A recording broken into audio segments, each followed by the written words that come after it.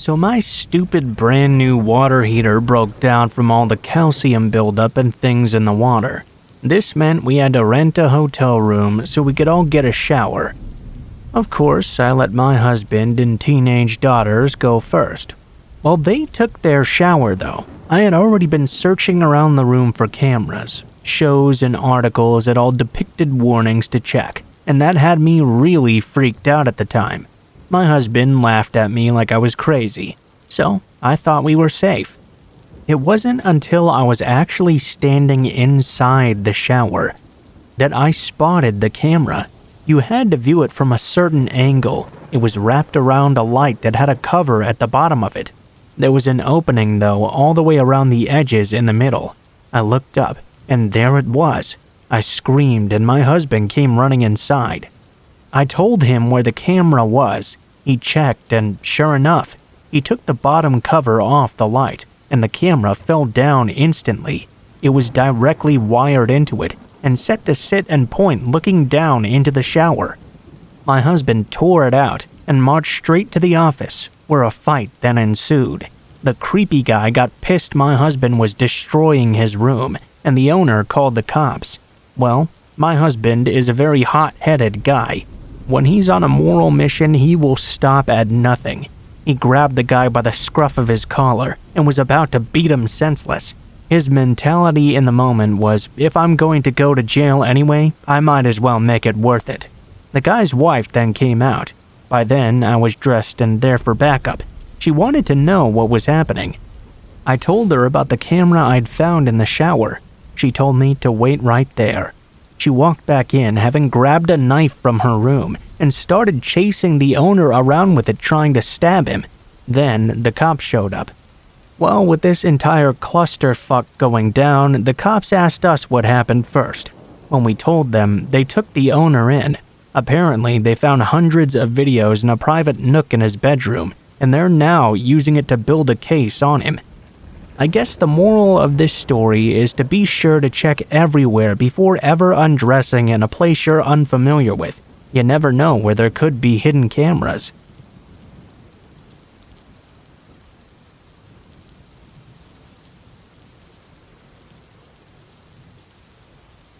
Back around 1992, I was in high school.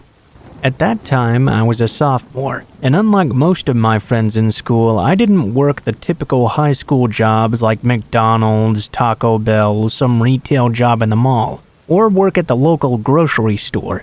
Instead, I was very good with my hands, so I worked jobs like construction, demolition, flooring, and auto mechanics. All of my contacts I worked under the table, as I started working some of these jobs at 14 years old. It was beneficial for both of us, as I was only called in when needed, and I was the guy willing to only work evenings and weekends. One of my contacts worked doing remodeling projects like at restaurants, bars, retail shops, and typical commercial projects that we could only work after hours. Like I said, that worked out for both of us, because I went to school still and would sometimes work after school or weekends. For this one contact, it wasn't uncommon for him to leave me alone at a site and have a big list of things for me to do alone, mostly demolition work. I did all this while the other crew was doing the installation or remodeling. I was the kid, but I had their respect because I always did what I was supposed to do, and I did the work of a man without complaints. It paid real good, too. In one night, I could make more than my friends did working all week at McDonald's. This one instance, I got a call from a guy I worked for, and he said he had a project for me. If I could work the following Saturday, that would be just great. I said yeah, sure. He said to be sure to bring food and lots of drinks, as there was nothing nearby. I used to have a small cooler. I would fill it up with drinks like Coke, Gatorade, whatever, plus chips and a couple sandwiches. Back then, I could just about eat a whole damn pizza by myself and burn it all off the next day. He picked me up that Saturday morning, as I didn't have a car or license yet. He would pick me up and drive me to sites for work, then leave me alone there. I rarely worked with his other crews, as they were the more skilled labor guys. Here's the part that was my major downfall in this story. I didn't actually pay attention to where we were going. I was too busy talking to the guy about the job. I think we were talking about cars as well or something. At the time, my goal was to save up enough money to buy an old muscle car and rebuild it. It took a long time to arrive at the site.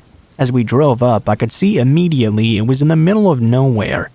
You may not think that California has a lot of places like this, but back in the early 1990s out in the Mojave Desert, yes, there were tons of big plots of land, and homes were more than a few city blocks apart. I knew we left the highway and went down a few other 2-lane highways for a long distance. I remember he asked me about the things I brought, and pulled out a brand new jug of water he had in his truck as well.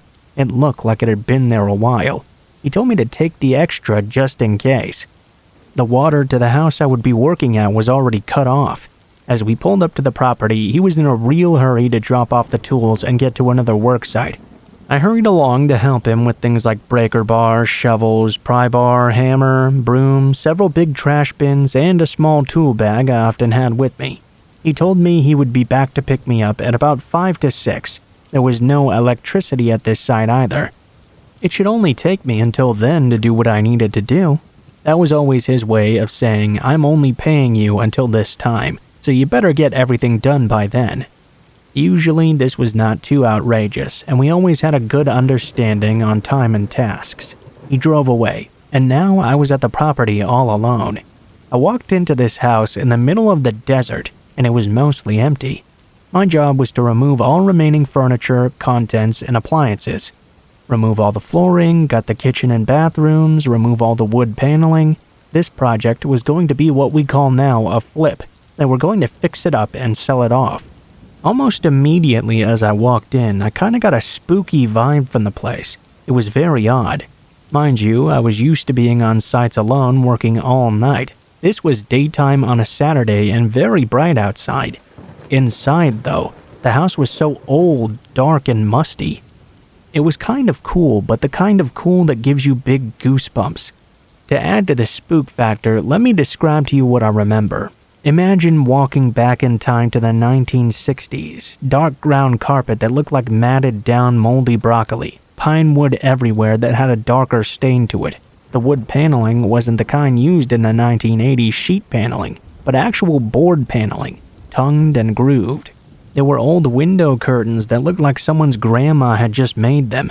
The stuff that was left behind was like old Victorian furniture, and a closet full of old stuffed animals that looked to be 30 years old. I had an old battery-powered radio with me, but I could only get a few stations. At least I was just happy to hear the noise instead of absolute silence. I started removing all the junk from the house, as I normally did on a project like this, if there wasn't a dumpster on site. I tore up all the flooring next, and to my delight everything seemed to come up with ease. It was rip, cut, and toss right away. I took a big demo hammer to the kitchen, and tore it all apart in less than an hour. I ended up using that big jug of water my boss had given me to wash my hands and face periodically. By late noon, as most who know the desert, the dryness starts to take the moisture from you, especially if you're working in it. So by late afternoon, I was already down to my last drink, and I had already eaten everything I had brought as well. No worries though, the guy should be there in only a couple of hours to pick me up. As the time gets closer for them to arrive, I was already finished with all my tasks. I even swept the entire place. It was perfectly ready for the rehab crew to get immediately to work making this place look modern. The time of year I was out here, it wasn't a typical hot desert day. But you know, in the desert, as soon as the sun goes down, it cools even more rapidly. I had a flannel shirt, but that was not enough, and it was starting to get very dark. This was the time before cell phones were common, and there was no electricity, water, or phone service to the house. I climbed up to get on top of the roof and get a better look around. I wanted to see if I could see anything in the distance. What looked like miles down the road, I saw a smaller road that this dirt road led to. There were a few homes, but those were all dark. My first thought was to hike down to a neighbor's house and ask them if I could use the phone and see what was going on. I could see, though, that in the nearest house no one was home, and the other homes also looked abandoned as well. If you remember the early 90s, that was the start of a decline in the economy and a recession, so it wasn't uncommon for a lot of foreclosed homes to be in a big tract. I started to think about my various options as it began to get dark very fast. 1 was to stay in that house until morning. 2 was to hike with the no water I had a few miles into the dark Mojave night. And 3 was to wait until early morning and hike out of there to some sort of civilization. Very suddenly, it occurred to me that no one knew where I was right now, except my boss. I didn't know if he had told anyone else either. Certainly, my family wouldn't miss me until maybe Sunday night. I didn't even tell them I was going to work. As full darkness surrounded me, it was amazing looking out at the night sky. Lucky for me, the moon was quite bright, as I didn't have a flashlight or any way to make a fire. Even though I tried, I was going to make a small bonfire out of broken up construction debris as the temperature started to fall, probably down to the low 40s or high 30s. It seemed my only option now was to go back inside that dark, empty house that somehow seemed even more creepy sitting in the dark now. At about 8 p.m., the batteries on my radio, which was my only source of light and noise, died out. I grabbed an old wooden chair and sat in the living room of this house facing the door. I started to hear harsh wind, odd noises which I assumed were animals in the distance, and what sounded like leaves crackling under feet. I was starting to shiver from how cold it was. I set off on trying to start a fire in the fireplace. Imagine Tom Hanks in Castaway trying to start a fire. At least all of this was keeping my mind off my desperate situation, though. Sitting in this living room next to the fireplace, the house seemed even more dark than it should have. Mind you, in the daytime it already seemed dark. I could tell my mind was starting to play tricks on me. I began to see shadows moving outside and inside the house. I was also starting to hear whispers or talking or something. I got up from my chair and yelled out, "Hello?" Just as I did, I heard something fall from the other side of the house. I ran over to the door and went outside again. At least in the moonlight, I could see better. Off in the distance, I could hear noises and see movement, but I couldn't make anything out. At my pile of tools by the edge of the house, so I ran over there and grabbed Big Daddy, my heavy pry bar that I used in demo. I was ready to defend myself from who or what was out there. I also had to keep moving, because my shirt was now no longer enough to keep me warm. The wind was starting to pick up, and it was chilling me to the bone. As far as I could see, there were no lights around me. I got up on top of the gate just to try and gain a little bit of altitude to see if I could see anything nearby. My mind went to the stories that circled around at the time, about how people would come up to the Mojave Desert and bury bodies, how there were Satanist groups out here, how people would always go missing for no reason. Every noise had me on edge, and every shadow had my heart pounding. I know no one was inside that house, but I swore I could hear noises coming from inside as well. I huddled up on the front porch, looking into the living room window, expecting to see someone at any moment. By around 11 p.m., I looked at my watch, thinking this was going to be a very long night. I honestly didn't know how I was going to make it another 6 hours until daybreak. It was so cold. I started thinking that the moment daybreak came, I was going to take the very little water I had left and walk east. I knew that at least going east I would eventually get somewhere. I knew that the dirt road I was off of eventually led to a paved road. It was now midnight. I was wide awake, my eyes fixed on the dirt road. I was thinking that at any time now a car would finally come down. Maybe it would be my boss, or maybe they could call for help for me. I casually turned to look back into the house, as all this time I had been hearing noises from it. I could see a shadow of a person move from the kitchen down to the hall. I jumped up from sitting down. I was absolutely sure this was not an animal. I started backing my way out of the porch toward the pile and tripped over debris. I fell down onto the ground. I hopped up, but fell again. It was like something had just pushed me down. All of a sudden, all these bright lights were coming closer to me as I was laying there on the ground. I jump up only to see my boss there.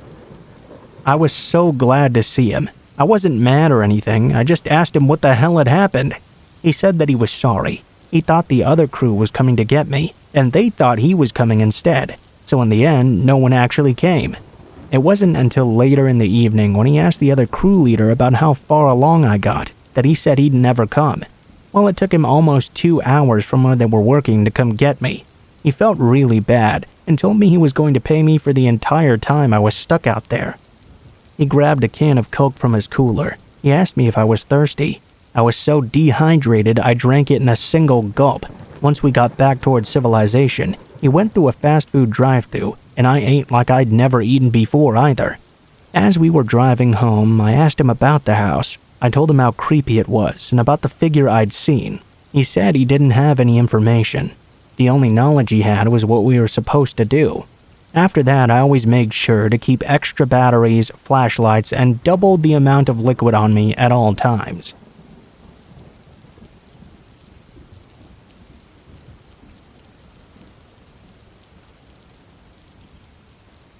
I was at home alone in my previous apartment in a not-so-great neighborhood.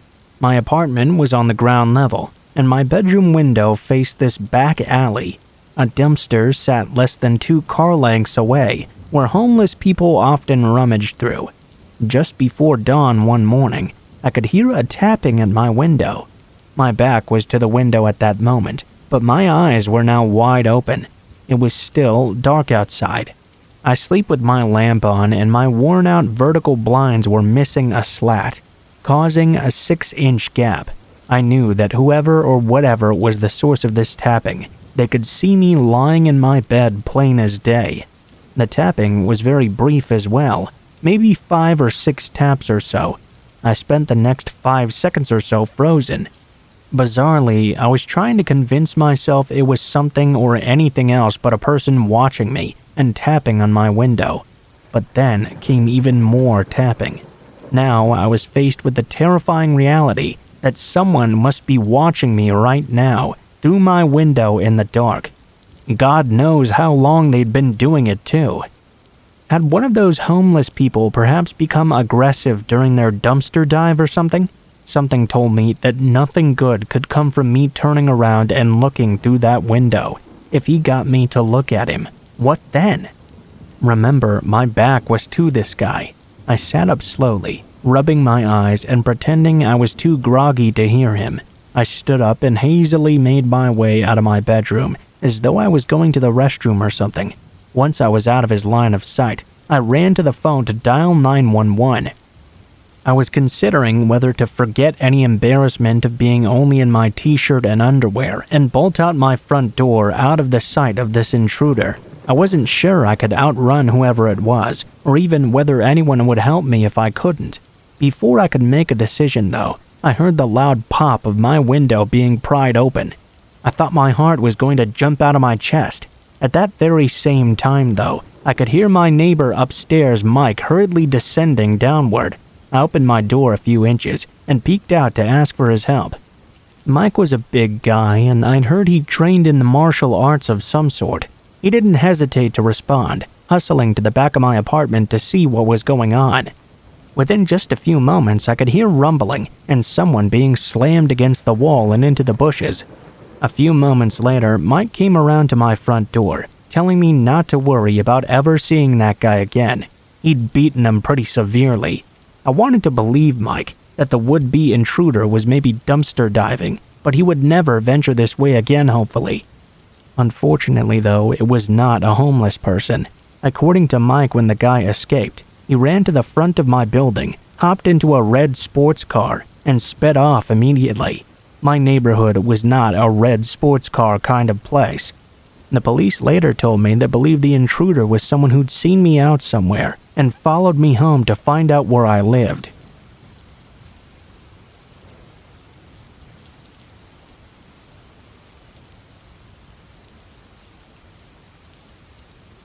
So let me first set a couple of things straight. Our little village was the kind of place where everyone knows everyone. I could count the amount of houses on 2 hands. We were a really quiet and close-knit community, and nothing really ever happened there. It was proper out-in-the-sticks sort of stuff. One night a few years ago, my mom and my stepdad had gone out to this concert and left me in charge of my little brother and the dog. I wasn't very old at the time, about 14 years old. Of course, I felt really proud my parents trusted me enough to do that. I thought I was a pretty cool big brother in all things considered. I thought me and my brother would be doing cool babysitter stuff, staying up late, eating pizza together. I'm kind of glad we did, because I don't know what would have happened if we hadn't. At about 10:30, the power suddenly cut out. I didn't really think anything of this because the weather hadn't been that great lately. I figured that must have something to do with it. I grabbed some candles out of the cupboard and lit them. I also put some of our favorite songs on in the background.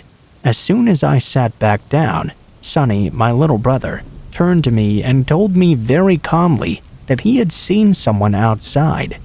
I was a little bit perturbed by this, but the dog hadn't been acting crazy or anything, so I presumed it was just the neighbor. He shrugged and went back to his drawings. There was a running joke in our house that you don't need a clock with the dog around, because he's such a creature of habit that he'll consistently get up at exactly the same time every night and tell you it's time to initiate his nightly go-to-bed protocol. It was about 3/4 of an hour after the power went out when my dog decided now was the time. I told Sonny to go get the dog his biscuit while I let him out for a piss. Now, our kitchen is an extension to the original house, so as such has a flat roof. It was competitively low to the ground compared to the rest of the house and offered easy access to the bathroom window. As I opened the door so the dog could do his thing, Sonny pushed past me into the doorway and called out, "I know you're still out there. I'm calling the police." As he turned around with the biggest, proudest smile I'd ever seen on his face, I could hear a very distinct rustling coming from just above the doorway. I don't think I'll ever forget the way Sonny's face dropped in that moment when he looked up just above my head. I looked up too. There was a man sitting on the roof just above me. He panicked and tried to kick me as he came down, then ran off into the next-door neighbor's garden, presumably into the cornfield surrounding our village. Needless to say, I was scared shitless. Sonny was bawling his eyes out. I ushered him inside as quickly as I could and grabbed a knife from the kitchen. We both went to his room, and I told him to try and get some sleep while I waited for our parents to arrive back home. It was an agonizingly long 4 hours before they did. My stepdad immediately went outside to check to see if everything was all right. I heard them talking. Someone had smashed the fuse box. Obviously, we called the police, but they didn't come until later that day. They did a search of the immediate premises and found a makeshift bed in a nearby disused barn, along with pictures of us in the shower through the frosted glass. I think it's pretty safe to say the whole experience definitely shook us up. We moved out as soon as we could, but I still shut curtains whenever I can. I see shadows underneath every door I see. Sonny keeps quiet about it, but I'm not sure if that's just because his brain has cut it out or what.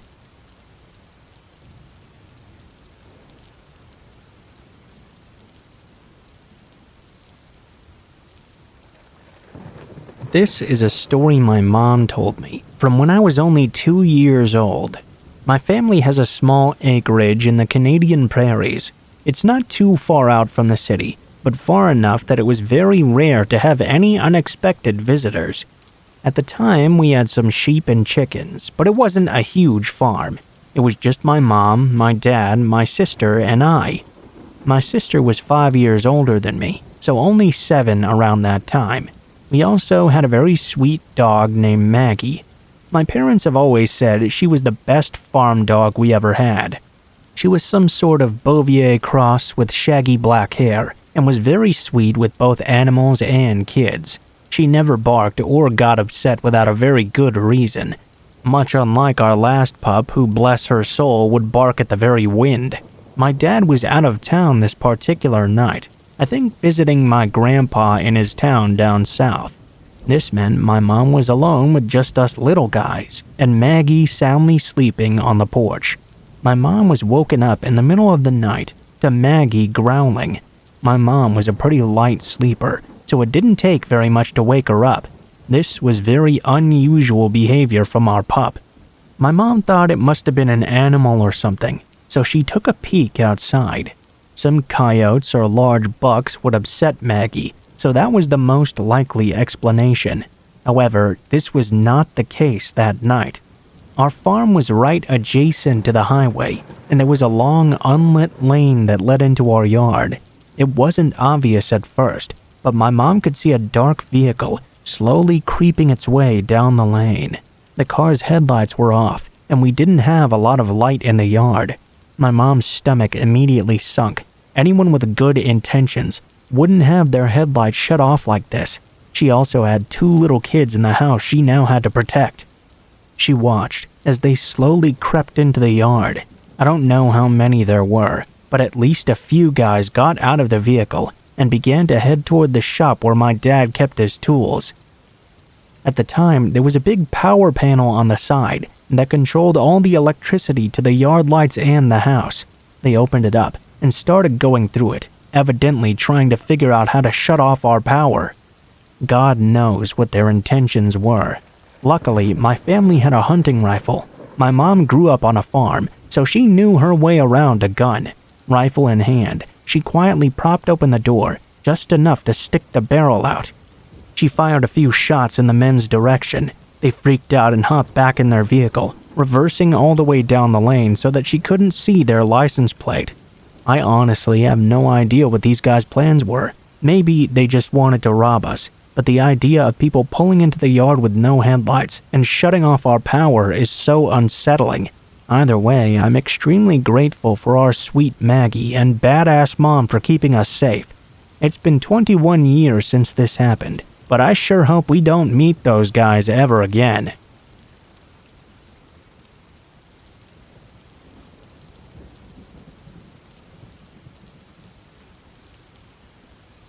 This happened when I was in the 1st grade. I think, based on the people involved, it had to have been. Just know that I was very young, but still old enough to be in school. After school, I had to take the bus, as we lived a bit too far away for me to get dropped off and picked up each day. Usually, I would get dropped off by the bus on a random street near a different school with a bunch of kids. My grandma would be there waiting. The street couldn't be seen from that school, however. It was basically just a random street with no real places around. There were some houses nearby, but they were all behind walls so they couldn't see this street. It was a great place to grab someone and not be seen. One day, my uncle had borrowed the car and was supposed to pick me up. I didn't know this at the time, so I was very confused as to why my grandma had not shown up yet. Since this was way back in the day when little kids didn't have cell phones, I had no way to call her and see what was going on. I was stuck there pacing back and forth since my uncle was very late now. All the cars had left except one, but I didn't pay it very much attention at first. Even the kids that would walk home from the bus stop were now gone at this point. About 10 minutes later, a car pulled up next to me. I can still remember this car because for some reason it had patches of cloth on it in random places, as if this person was trying to make a quilted car or something. I suppose the sheer ugliness of it didn't matter much though. I just think it was really odd. I want to let you have that visual in your head. Anyway, an older lady got out of the car and started walking toward me as I was still pacing back and forth. I saw her stop, and then suddenly, I heard a voice behind me, asking what this lady was doing. Without even taking her eyes off me, the old woman said, "Oh, my daughter called and told me my granddaughter was pacing back and forth on this street. I came by to pick her up." By this time, the voice from behind me was now next to me. I saw it was my friend's mom. She put her arm around me and told the lady that I was the only one there and I was with her. The crazy lady glared at us for a second before storming off to her car and driving away quickly. Well, it turned out that car that had been sitting there the whole time was my friend and her mom. She was watching to make sure I got picked up safely. She took me over to her car and had me call my grandma to ask if it was okay for her to take me home. If it hadn't been for my friend's mom staying around to make sure I got picked up, I could be living a very different life right now.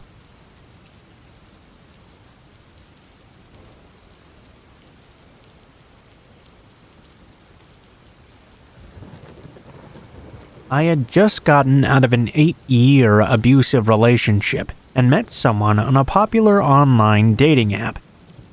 To be honest, I wasn't particularly looking for anything serious. just someone to go and watch a movie or have a drink with every now and then. I had 2 boys and was happy and living a peaceful life on my own after going through all that hell. I meet this guy who's just a couple years older than me. He had turned his life around apparently. When he was younger, he used to be in gangs and drugs, and now he was all into working out and staying real fit, doing lots of family stuff as well. I guess you could say I kind of felt protected by him. He was a hard worker, very self-sufficient, and had a son too. He really loved going to the gym every day. I myself had kind of a crazy past, but also overcame it, so I thought we might seem like a good fit. We would go to dinner, movies, normal dating stuff. Eventually, he wanted to spend more and more time together. Well, I was having trouble giving up all my free time for him, and he would get really angry about this, like extremely angry. After being with a controlling, possessive asshole for so long prior, this was obviously a red flag. After about 3 months, I told him I did not want to see him anymore. When I told him this, he said he needed to confess something to me. He admitted to me that he was using steroids, and that was the reason for his bizarre mood swings. He cried and said he was sure that was the reason. He was willing to stop if it meant he could have another chance. I obliged, but only under the condition that we remain just friends. Things were okay for a while after. We saw each other maybe every other week or so. Once again, he started wanting to see me every week, though. I told him I was not interested in being anything other than friends at the moment. I was really not ready for another committed relationship. He tried really hard to talk me into giving him another chance, but I just couldn't find myself interested in him in a romantic way. I insisted we just remain friends. I stopped talking to him altogether. I got mad at his insistence that we talk every single day. That's what friends do, apparently. He started to always question my whereabouts and ask for pictures of who I was hanging out with. I told him very sternly that's not what friends do. Every single time he would just innocently insist that he wanted to see what I was up to. Fast forward 6 months later, I hadn't spoken to him at all during this time.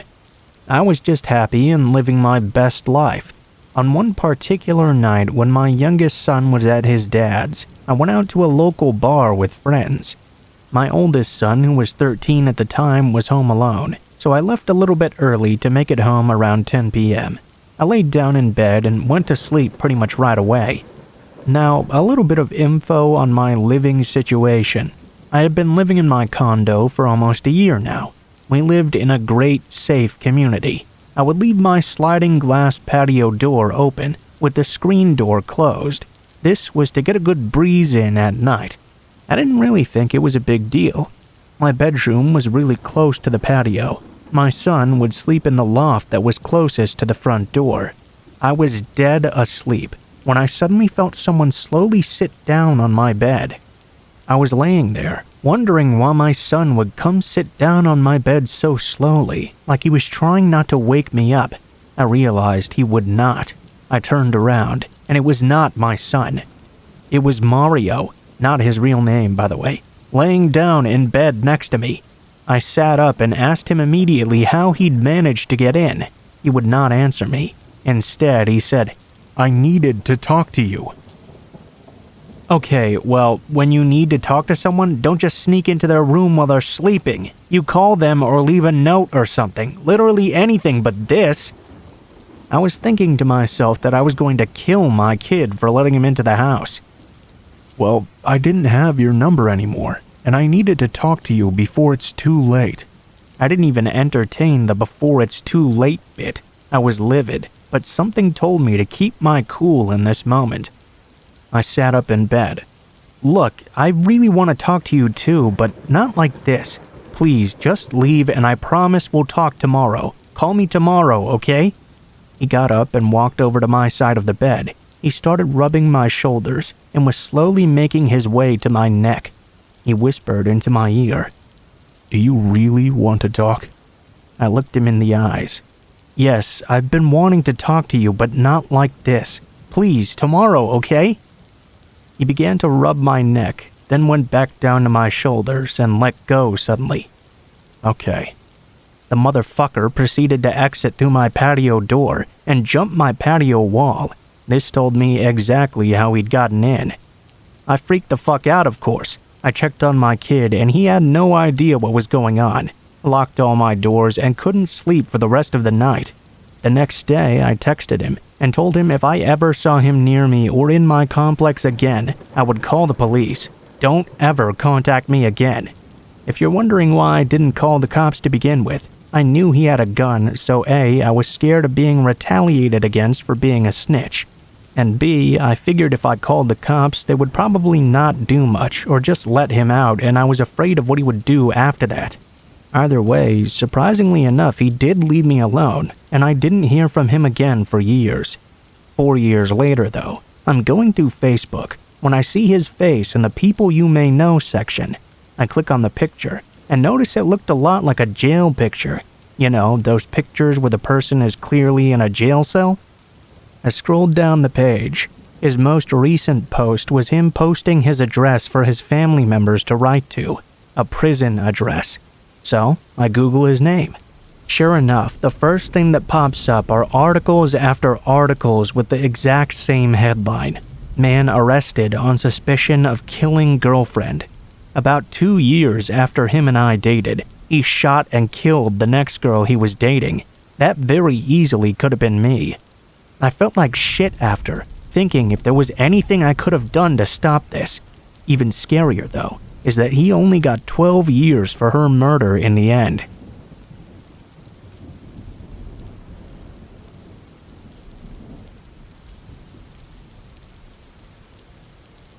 About 5 years ago, I was living at home with my parents, and my twin brother was there too. Every morning at around 7 a.m., we would both head out for a daily run. We had mapped out this giant loop that we would run. To make it a bit of a competition, I would run it in one direction, and my twin would run it in the other direction. That way, we could both run and stay focused. Part of this loop was on the main street of the city my parents live in. On this main road, there were these shady apartments, kind of hidden away by a bunch of trees. The direction I was running, the view of these apartments was obscured by a giant hedge bush. I couldn't see the apartments until I was basically right in front of them. As I started my run, out of my peripheral vision, I could see a woman standing among the trees staring at me. Immediately, I got chills and didn't turn to face her. Something about the way her body was unnerved me, and also I didn't want to be rude. I ran on and mostly forgot about this until a few minutes later. I passed my twin about 10 minutes later. He was going the opposite direction as I. Well, I get home and my twin hasn't come back yet. I go about the rest of my morning routine, including taking a shower. I hop out and my twin has still not arrived back home yet. I was starting to get a bit worried now. An hour after I had gotten home, he was still not back. I called him to check on what was happening. He told me he was on his way back now, and he had something he needed to tell me and my parents. When he finally got home, he told us that as he was running in front of these apartments, he could see a woman hanging from the trees in front of this area. As soon as it was obvious he had seen her body, a man came sprinting out of the apartments wailing and screaming, "No, I can't believe she did this!" He grabbed her body and laid her on the ground and started performing CPR. It was very obvious the man was her husband. My brother, of course, called the local police. They dispatched an ambulance and police officers as well. My brother had to stay for questioning and give a witness report and all that jazz. Obviously, he was very troubled of the sight of the woman hanging there. Since he was going the opposite way I was going, he didn't have that big hedge obscuring his view and got a straight view of this woman hanging in that tree. It's hard for me to believe that the woman I saw staring at me out of my peripherals was in fact dead the entire time. I did find it a bit sketchy as well. How coincidental it was that the husband came running out the instant it was obvious someone had discovered her body. It's a bit too convenient if you ask me. But then again, I don't want to definitively say the man killed his wife without any evidence or anything. I imagine it would be ridiculously hard to hang somebody unwillingly from a tree, so I don't really know what to say. My brother never really followed up with the police, leading me to believe the death was ruled a suicide. Still though, I just can't fathom that if I would have simply turned around to face this woman, I would have discovered she was dead 20 minutes earlier than my twin had. It deeply troubles me that I didn't.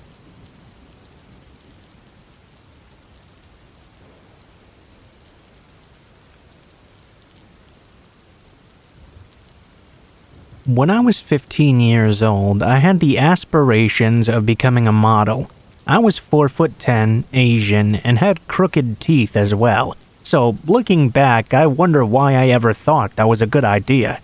Either way though, my mom always believed in me, and would help me put together a portfolio and paid for all my agency fees too, and they were not cheap. When I realized that my agency didn't care to book me for any gigs because I wasn't a good fit for anything, I searched for gigs myself. Keep in mind I was only 15, so I wasn't the most discerning person. I joined up with this website where models could contact photographers and vice versa.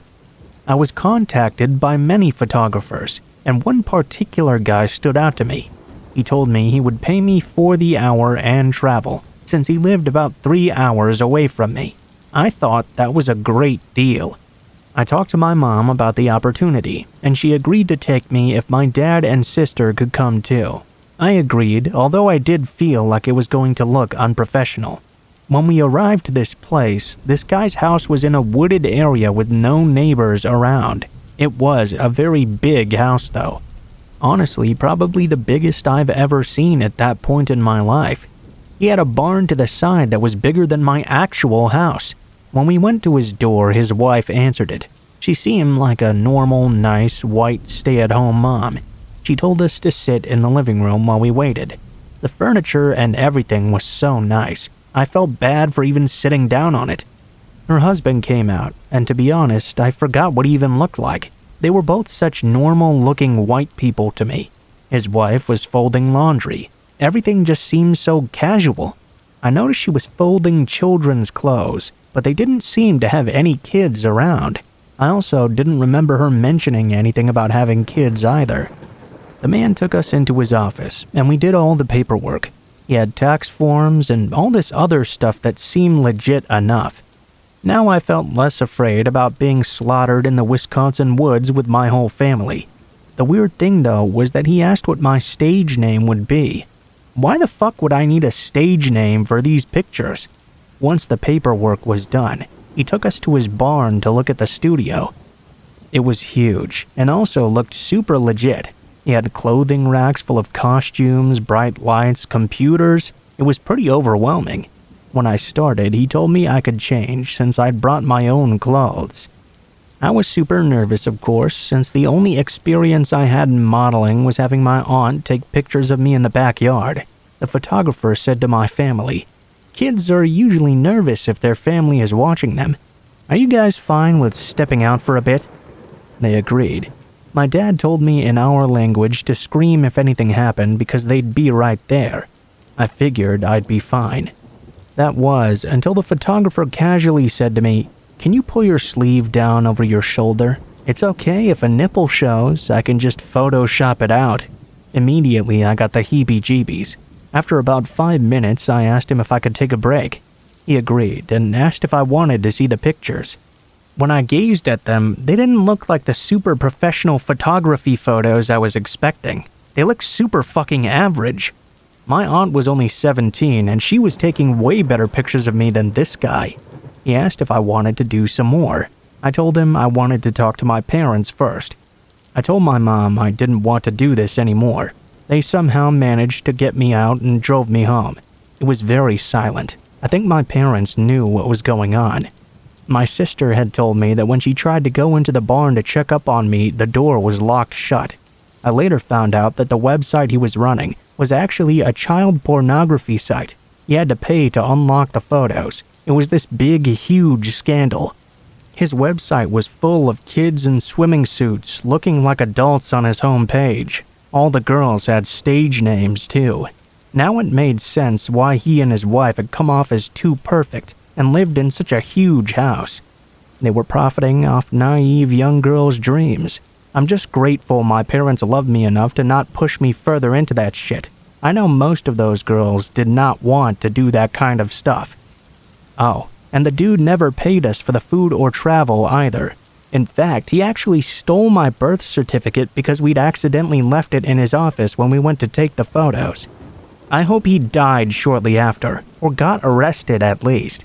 Now I'm afraid to take professional photos subconsciously, and I never want to be in the spotlight ever again.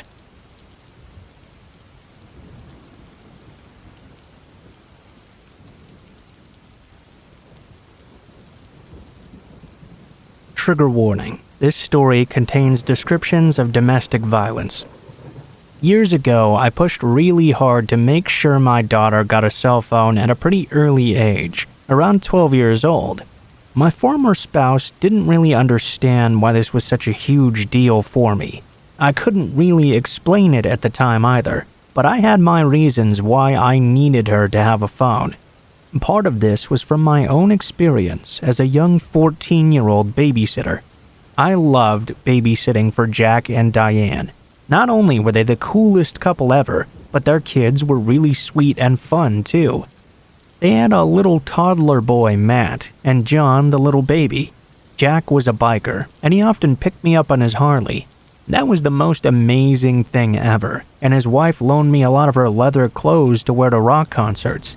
They went out partying a lot, and paid really well too. It was like a dream job almost. They were out clubbing that night. I had put Matt to bed and rocked John off to sleep. It was a cold night, so they had taken the Mercedes instead of the bike. It was so late. Even with checking on the sleeping kids regularly, I was starting to get sleepy myself.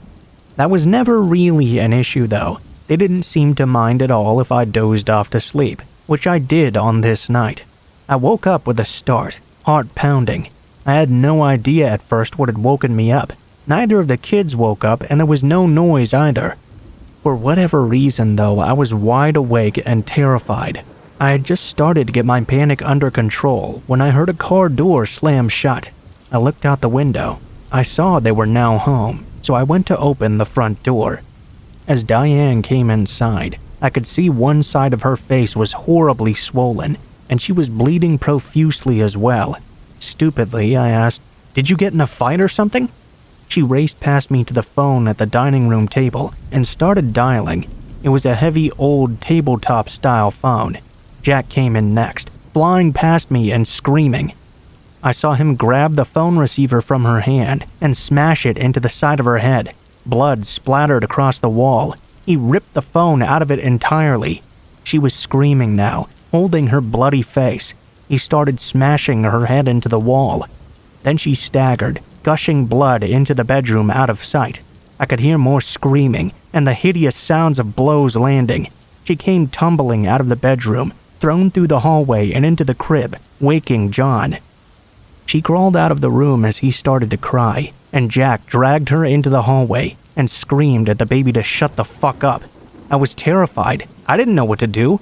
I ran and grabbed the baby out of the crib, cuddling him and turning him away from the image of his dad, straddling his mom and choking her. The silence that settled in after was almost scarier than the screaming. I honestly couldn't tell whether she was dead or not. I got John settled in again and came back out into the living room. I didn't know what to do. Diane was laying there on the floor, broken, bleeding, and barely recognizable. I couldn't even tell if she was still breathing.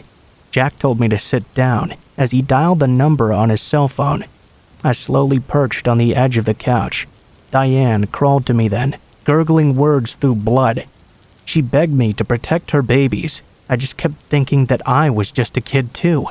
Soon, a bunch of Jack's buddies arrived. A few of them said they would take Diane to the hospital. Jack asked if I would stay with the kids, but Diane started screaming that if I stayed there, he would rape and kill me.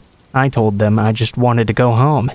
One of the guys said he would call his wife to come stay with the kids instead, and they left with Diane.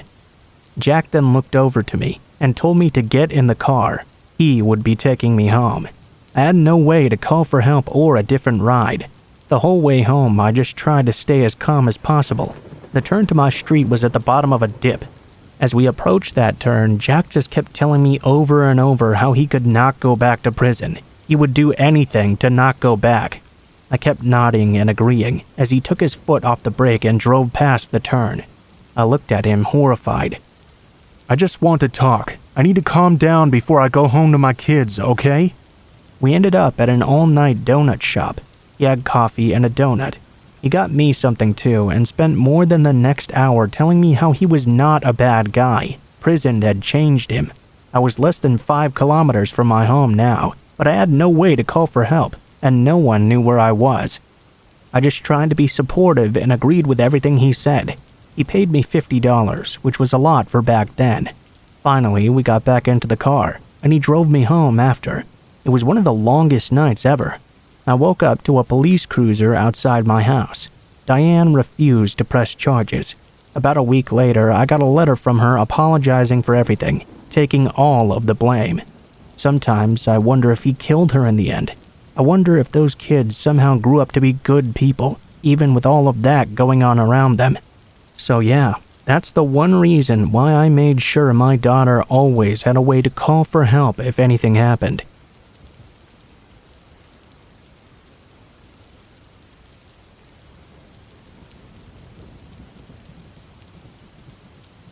Last night, my roommate and I made a last-minute decision to go night swimming at the river in our city. It was around 8 p.m. or so there were still a few people hanging out in the area. It was extremely dark, though. About 15 minutes after we arrived there, I saw a man shining his flashlight, seemingly looking for something near where we'd put our stuff. "Hey, keep an eye out on that guy," I said to my roommate semi-loud. The man obviously heard me say this and scurried away immediately. I began to feel a bit anxious at seeing this happen, but I waited a bit to say something else to my roommate. Eventually, though, I did. We decided it was time to leave. We packed all our stuff up and began to walk up the staircase that led back to the parking lot, using our flashlights to see the steps. Out of the corner of my eye, though, I saw a dark shadow dodge into some bushes at the very top and stop moving. I stopped immediately. I grabbed my roommate's arm and redirected them, and we started walking back down the stairs. I told my roommate what I'd seen at the top when we got to the bottom. She said it was probably just a tree blowing in the wind or something. I started, though, to get the strangest feeling in my stomach. I'd never felt anything like this before, ever. I just knew if we went back up those stairs, something bad was going to happen to both of us. I stood there at the bottom of those stairs and began to shine my light slowly up to the top, trying to see if I could see anyone there. Sure enough, for a brief moment, I could see the outline of a man hiding. As soon as the light hit him, though, he ducked down behind the bushes once again. Obviously, I went into full-blown panic mode. I started looking for other people there, hoping someone could walk us to our car. Luckily, we found a couple not far away. They walked us to our car, but seemed quite annoyed about it. When we got to the top of the steps, though, the man who was hiding in the bushes was nowhere to be seen. A few hours after we got home, I got a notification on my neighbor's app, the Ring doorbell app that sends crime alerts for your area.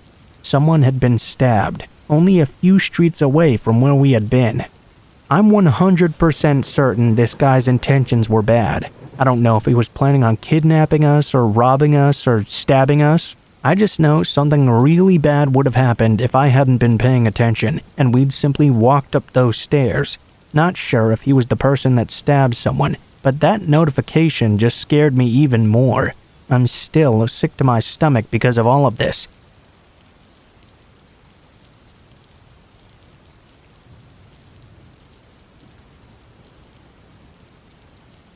This happened June 2018 in Portland, Oregon.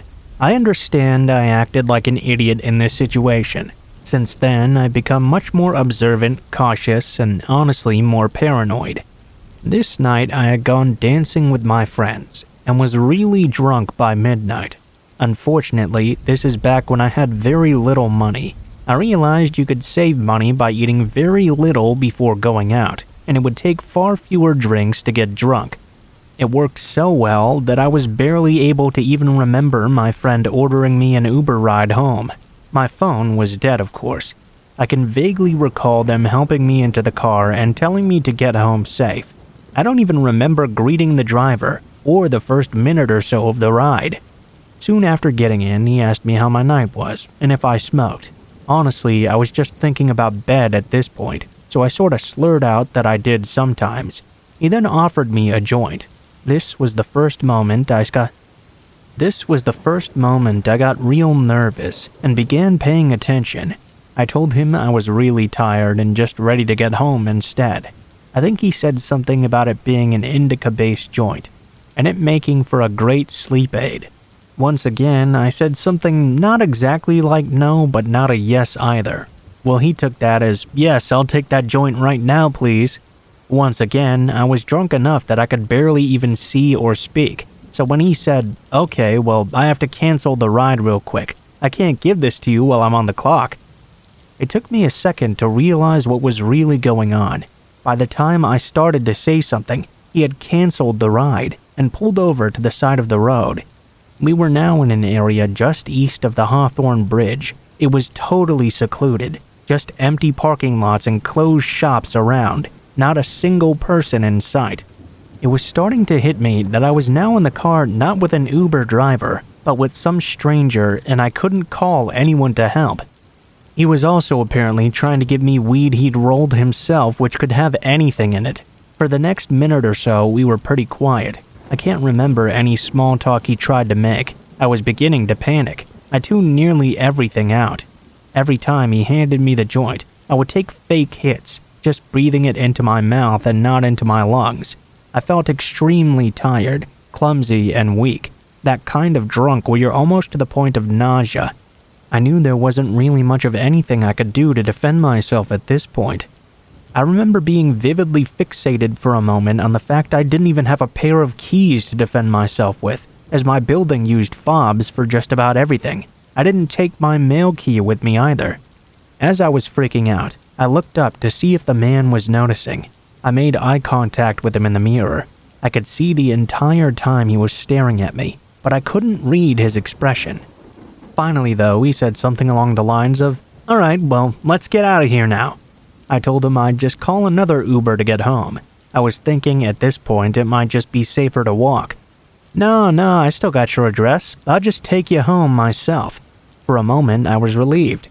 I guess I wanted to believe so badly that I would get home safe that I just believed him. I tried to calm down.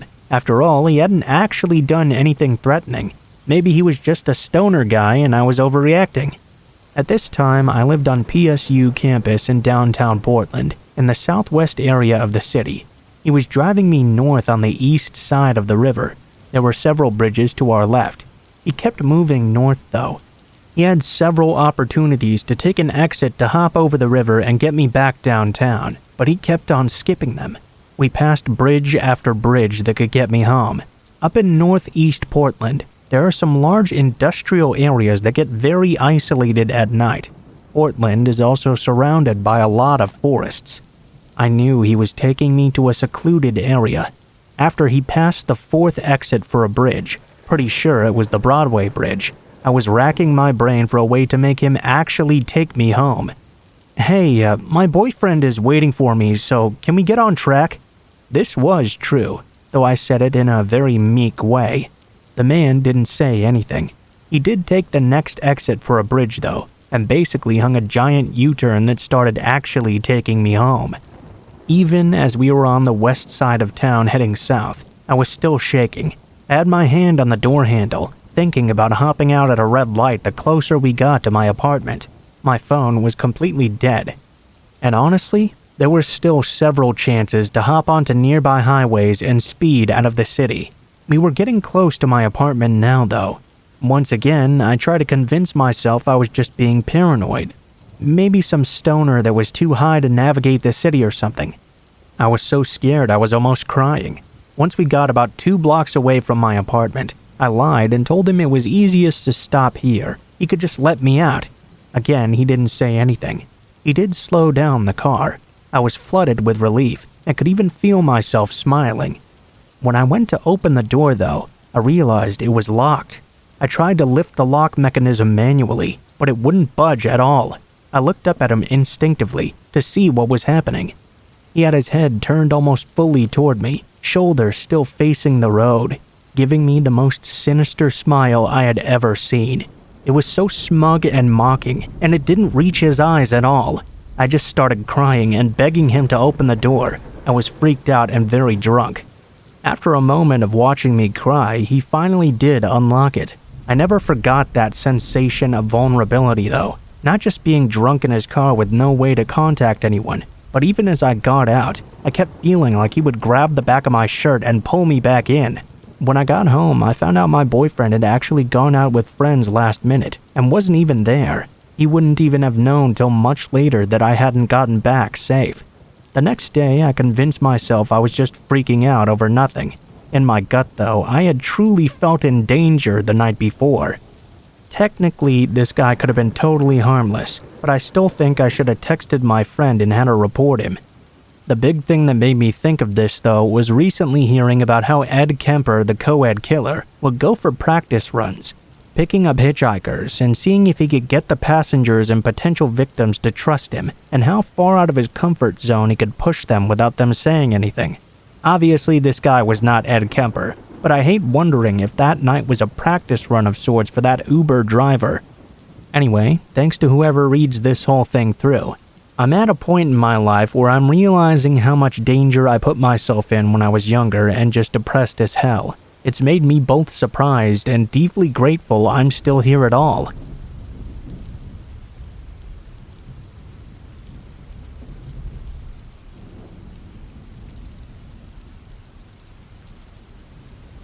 I'm a stay-at-home mom, so most of my errands get done in the middle of the day when the stores are less busy. The other day, I was in Target with my 3-year-old son, and we eventually ended up in the toy section. I was slowly following him up and down the aisles, occasionally reminding him Christmas was coming very soon every time he said he liked or wanted something. I had a keen eye on him, but I was also at the same time checking out the weekly ads and texting my husband as well. Out of the corner of my eye, I noticed a guy who kept on leaving the aisles as soon as we began to walk down them. Then, though, he would repeatedly walk past the end of the other aisle. He was an older guy with a big beer gut, easily in his 60s. I'm 30, so I gauge people older than me by how old my parents and in-laws look for their age. He had some very unfortunate choice in facial hair as well, as he had this gigantic porn stash that he did not pull off very well at all. My guard was up now, because he wandered by too many times for it to just be a coincidence. Every time as well, he would glance over at my son. We got done in those toy aisles and went to look at some Christmas decorations. Eventually, after doing all our window shopping, we headed over to the registers. In the end, I did let my son pick out a toy car because he was having a very good day. Well behaved, no accidents, and he was listening very well too. I noticed though that same guy in line, just a few people behind me. He moved over to a newly opened line as soon as I noticed him. After we checked out, we took our cart and headed to the in-store Starbucks because Mommy deserves her treat too. I sat my son down at a table with his toy car and parked our cart just behind his chair. I made sure he knew I was getting up to go order and that I would literally be 8 steps away from him. He was talking to me the entire time as well. That's just kind of what young kids do. I went to go sit back down while I waited for our drinks to arrive. I took a glance around. I didn't see that porn stash guy anywhere. I started to think that maybe I was just being a little bit paranoid. I tried to come up with reasons this guy could have kept crossing our path. Maybe he was shopping for his own son or something. Our order was soon called, and again I told my son I would be right back. In the just 15 seconds it took for me to go up and answer the barista's question, I felt a weird sensation and immediately whipped around. I could see the porn stash guy was now standing right next to my child, holding his hand and talking to him.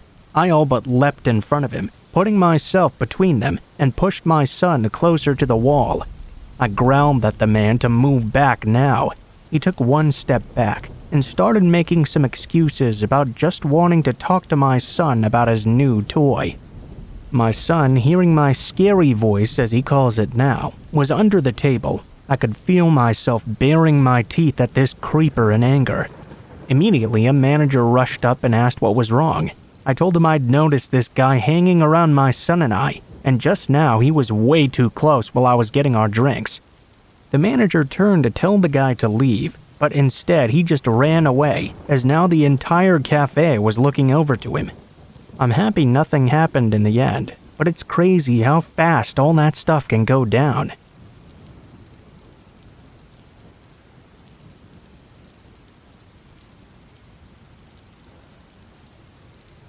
When I was a kid, my brother would spend every Wednesday after school with his granddad. We had different dads, so I wasn't very close with his grandpa. Since it was on the way home, we'd often drop him off and then go home ourselves. Anyway, it was me, my little brother, and his dad there. We knocked on the front door, but there was no answer. We went around the back, since the back door was usually left open for his dog. This time, though, it was shut. Not locked, though. The way the garden was set out was that half of it was obscured by being on a lower level, so stepdad and bro went to go look there, while I let myself into the house. The very first thing I noticed upon stepping inside was that the dog appeared to have gotten into his bag of kibble, and the remains were strewn everywhere. This was really weird, because normally this dog was super well behaved. Kid me made nothing of it, though, and moved into the house quietly calling for Danny to answer. I got to the front hall. The lights were all off. I figured I'd go check upstairs because he might just be napping. But as I searched more and more, I noticed all 3 bedrooms were empty. And after knocking on each bathroom door and opening the doors, they were all empty too. I went downstairs and into the living room, and that's where I found him. The TV was on, but just static was playing. The whole place had this gloomy atmosphere because the blinds were closed and all the lights were off as well. I could see his grandpa sitting there, with his head back, eyes closed, his tongue swollen out of his mouth, with flies buzzing out of it. I kinda took a step back in surprise and bolted. I ran out in a panic from the house, screaming that I had found him. My brother's dad had to go confirm, and then call the police in. I can only imagine how horrendous it was to find your dad like that. Never mind the guilt he must have felt that he wasn't even the first one to find him. He put us back on the car and had to wait around with the police. He ended up going into the house and getting a blanket for us to hide under, so we didn't have to see them bringing the dead body out to the ambulance. To this day, the smell of anything rotting gives me utter panic attacks. My brother's dad sleeps in constant fear of dying in his sleep just like his dad did. My brother has repressed it and blocked it out. Also, the time when I was at my dad's, we had to spend 3 days hiding in his house because he'd pissed off the mechanic of a rival bike gang. They were outside in a van waiting for me, stepbrother, and his wife, so they could grab us and fuck us up to teach him a lesson. I was 13 around that time.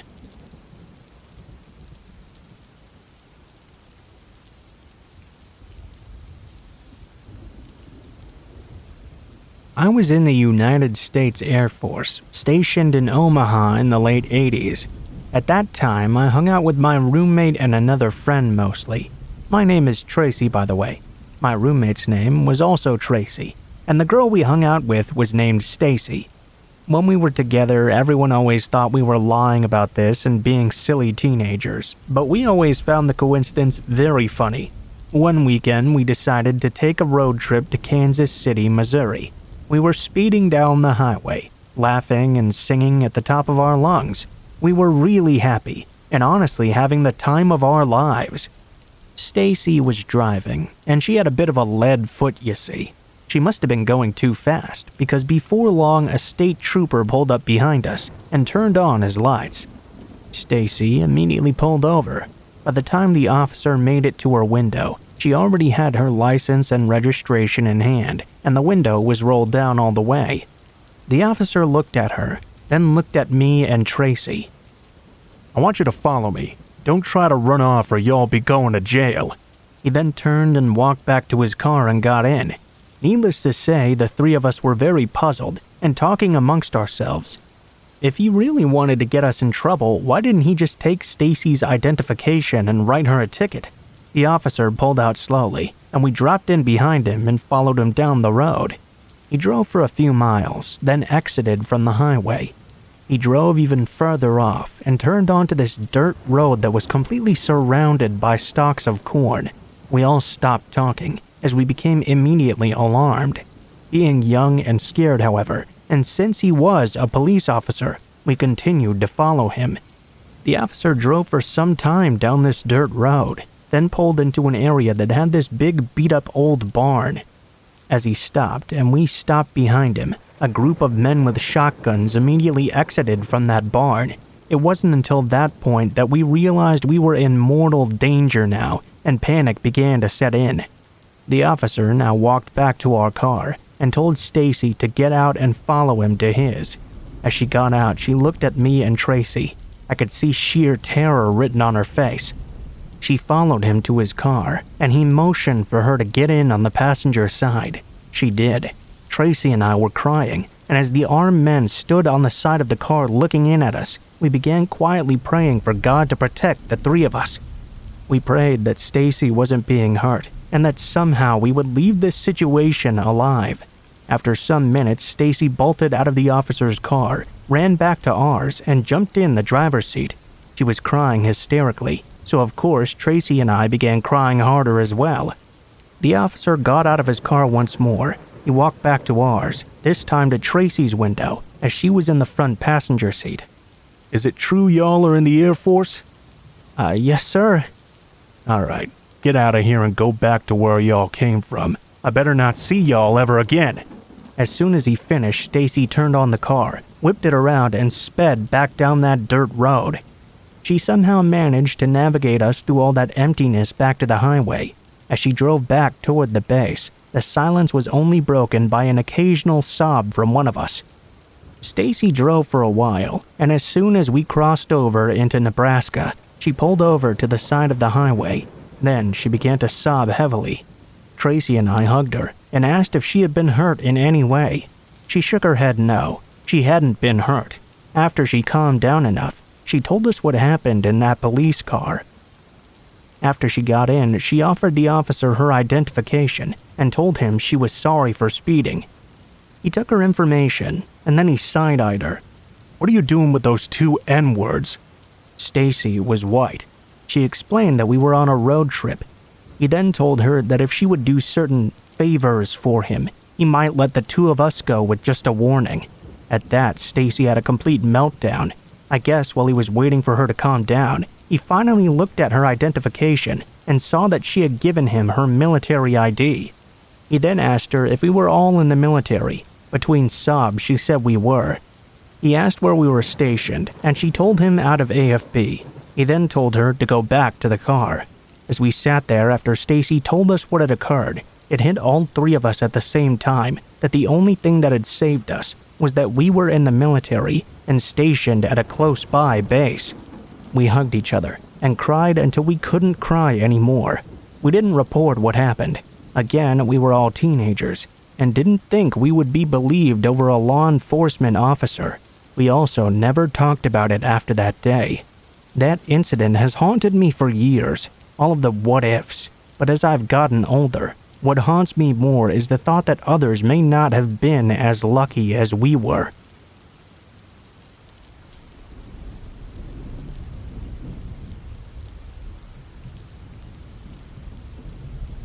So this happened last year in Virginia, and is also the reason I never backpack alone anymore. I was taking summer courses at that time, and we all ended up with a 3-day weekend in June. I thought it was a great time to go explore some of the Virginian wilderness. I did a Google search and found a state park with a trail that looked very nice. I let my roommate and family know the trail I was going to be on. When I got close to the park area, I saw a little outdoor shop where people hiking the Appalachian Trail stopped by. I went in and grabbed a map of the area, just in case I happened to get lost. As I was talking to the owner, he mentioned a trail that was not that well known. It had a pretty cool waterfall along it, and a swimming hole as well. Now this piqued my interest. so I had him show me where it was on the map. It took me outside the state park area, but he assured me it was a very great place to go. I paid for the map and thanked the owner profusely. I texted my roommate and parents about this new trail and parked my car. Then I set off on my big adventure. I should note that this waterfall was going to be a side trip from my journey. I was planning on 3 days and 2 nights. I started on part of the Appalachian Trail. It was pretty packed up with people, and some of them were very fun to talk to. As expected though, as I got further and further from the main trail, I saw less and less people around. Around early afternoon, 3 miles away from my destination, I noticed it was now unnaturally silent. No birds, no bugs, not even the sound of wind really. I also had this feeling as well that I was being watched now. I shook it off as me just overanalyzing the situation. I got to the waterfall. It wasn't too spectacular, but it was very cool to look at. It had a good size area to swim in as well, so naturally I stripped down to my skivvies and took a quick dip. It was pretty refreshing in all honesty. As I was getting my clothes back on, I started whistling to myself. It was Chill Bill because it was stuck in my head at the time. Almost immediately, I began to hear something whistling the same tune back. At first, I thought it was a bird copying me, so I went back and forth with it. It would repeat whatever I whistled. Honestly, I thought it was pretty neat. As I was setting up camp though, I couldn't shake this feeling that I was being watched. Again, like I'd just get goosebumps, and my hairs would stand straight on edge. As night fell, I built a small fire and lit my jet boil to make dinner. As I did this, I became hyper-aware once again that there was no sound around me, just a deafening silence. Some part of my brain was screaming at me that something was not right here. I was not safe. I needed to leave. I ignored it though. I crawled into my tent with my flashlight and a good book. I went to sleep without incident. When I woke up the next morning though, my site was trashed up. My camp tool was nowhere to be found. My bear bag with my food was chopped up, and the contents were thrown around everywhere. My very first thought was that a crafty animal must have chewed through the rope and got at the bag. But as I looked down at that rope, I realized it had just been cut. Plus, none of the food was even touched at all. I noticed bare footprints all around my campsite. Keep in mind, I was at least 6 to 8 miles away from a road. As I was looking at that mess, I heard a branch snap off in the distance, and I instantly shot to look in that direction. I saw nothing at first, but I heard that whistling again. My same whistle from yesterday. This time, though, it was different. It took on a much more sinister sound. It made my hair stand on end. This is when I listened to my instincts to get the fuck out of there. It sounded like it was a little ways off in the distance, so I packed up everything as fast as I could. The whistling began to get closer as I finished stuffing the tent into my bag. I didn't even bother with putting anything away properly. The whistling was now incessant and sounded like it was coming from all directions almost. I got fed up with this. I stood up and yelled into the woods. "Shut up! What the fuck do you want?" It stopped whistling immediately. It was quiet for a moment. Then whatever was making that sound repeated exactly what I just said. It sounded just like someone trying to copy my voice, but just slightly off. After I heard this, I immediately threw my pack on and ran in the direction I'd come from. I could hear the person moving just behind me, switching between the whistle and my voice. It felt like whoever this was now toying with me, never coming too close, but never getting too far away either. Eventually, after some time though, it sounded like they were getting further and further away from me. Then it suddenly stopped. When it stopped, I stopped as well. I turned around. I wish I hadn't though, because as I did, I heard the most bone-chilling scream coming from the brush beside me. That's when I started running again. I didn't look back once. Now I was just running. Less than half a mile away, I ran into a couple that was also backpacking. They saw the look of absolute terror in my face and asked if that was me that had screamed. They asked if I was okay as well. I told them what had just happened to me, and they quickly decided not to go down where I just came from. We all moved together to a more populated trail as quickly as we could. As soon as I got back in my car, I drove to one of the park ranger stations and reported what happened. Since that site was off park grounds, they told me it wasn't in their jurisdiction, but they'd still send a ranger to investigate. The ranger station's parking lot runs right up to the woods. When I was getting into my Jeep, I swear I could hear that tune coming from the woods just ahead of me. I'd never driven away so fast in my life. When I told my roommate why I was back after only a single night, all he had to say was, "Bro, I am never going camping with you."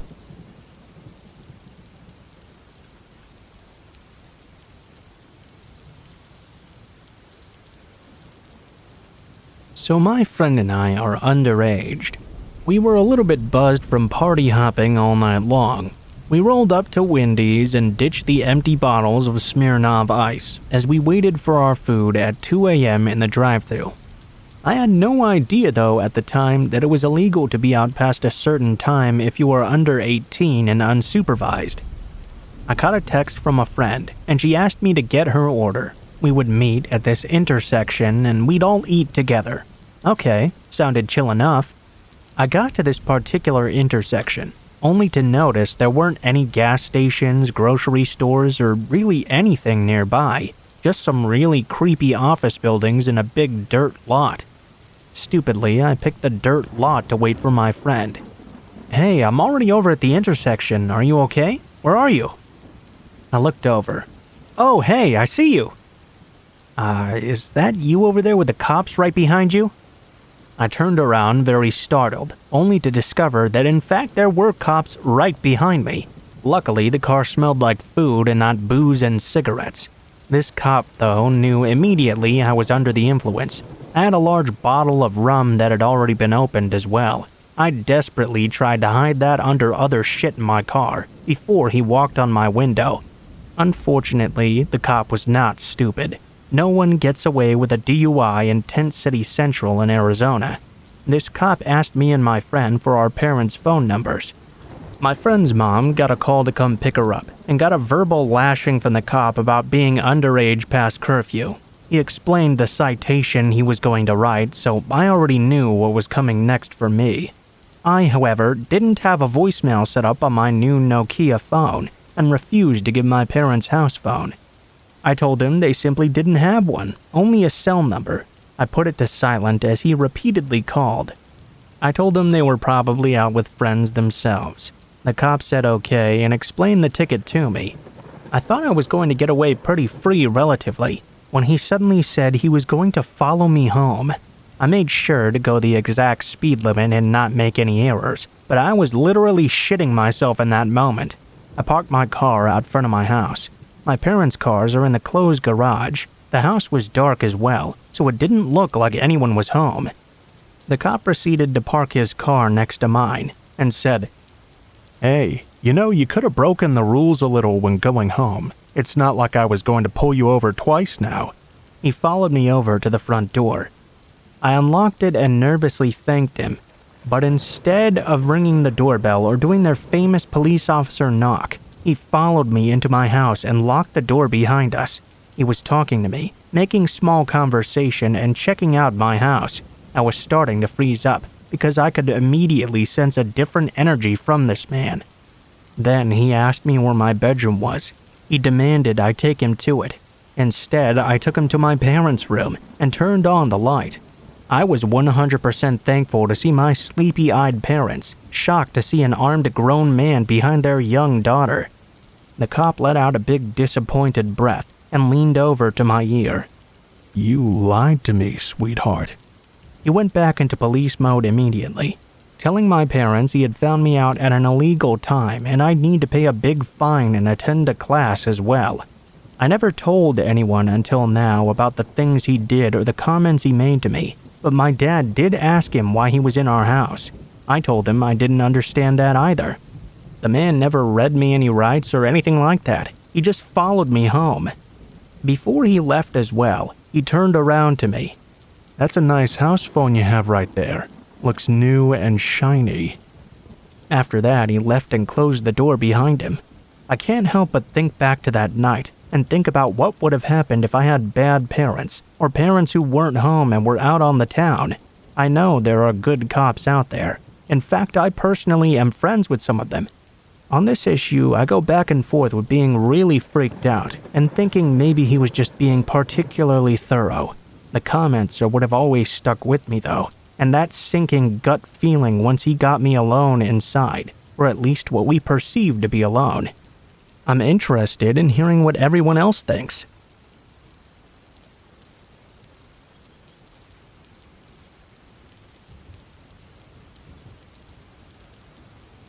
This happened when I was 12 years old. I was babysitting for a family with 2 little girls. I babysat for them fairly frequently, and they lived just around the corner from my own house. The father had always been very weird and very intense as well. He would always ask me to do weird things like be a bartender at a party they were throwing, or encouraging me to try on his wife's clothing and play dress-up. He would always ask me personal questions as well about my boyfriends and what I did with them. Of course, I didn't have boyfriends at that age. The wife was also conveniently never around for any of these interactions. One particular night I was babysitting, and after having just put the girls to bed, I started to hear these weird sounds coming from upstairs. I was about to call my dad to come investigate for me, when the father came down the stairs wearing nothing but his tighty-whities. He had been up there the entire time, waiting for his girls to go to bed. I jumped up and ran for the door, needless to say. He called after me that he hadn't been feeling good, so he stayed home, and that he would pay me for the extra time. Instead of staying there, though, I booked it home immediately. I was weirdly embarrassed, though, so at the time I didn't tell my parents. I just decided from then on I'd never babysit for them again. After that, though, my mom started getting these weird phone calls whenever I was at school. At first, someone just breathing into the phone or asking if I was home. This was before cell phones and caller ID. This all culminated with her getting a phone call where a man told my mother exactly how he was going to get me and detailed exactly what he was planning to do to me. My mom, of course, never told me exactly what he said, but it was bad enough to get the police involved right away. The police were able to track the number to that creepy father. I didn't really know what was happening until the cops showed up at my school to escort me home. They had gone to check, and it seemed the creepy father was not at his own house. He was instead outside my school, waiting for me to get out. The man went to jail, and then to inpatient psych. He sent me lots of letters from the hospital, which was in violation of the RO we had been granted. Because of this, he went from the hospital back to jail.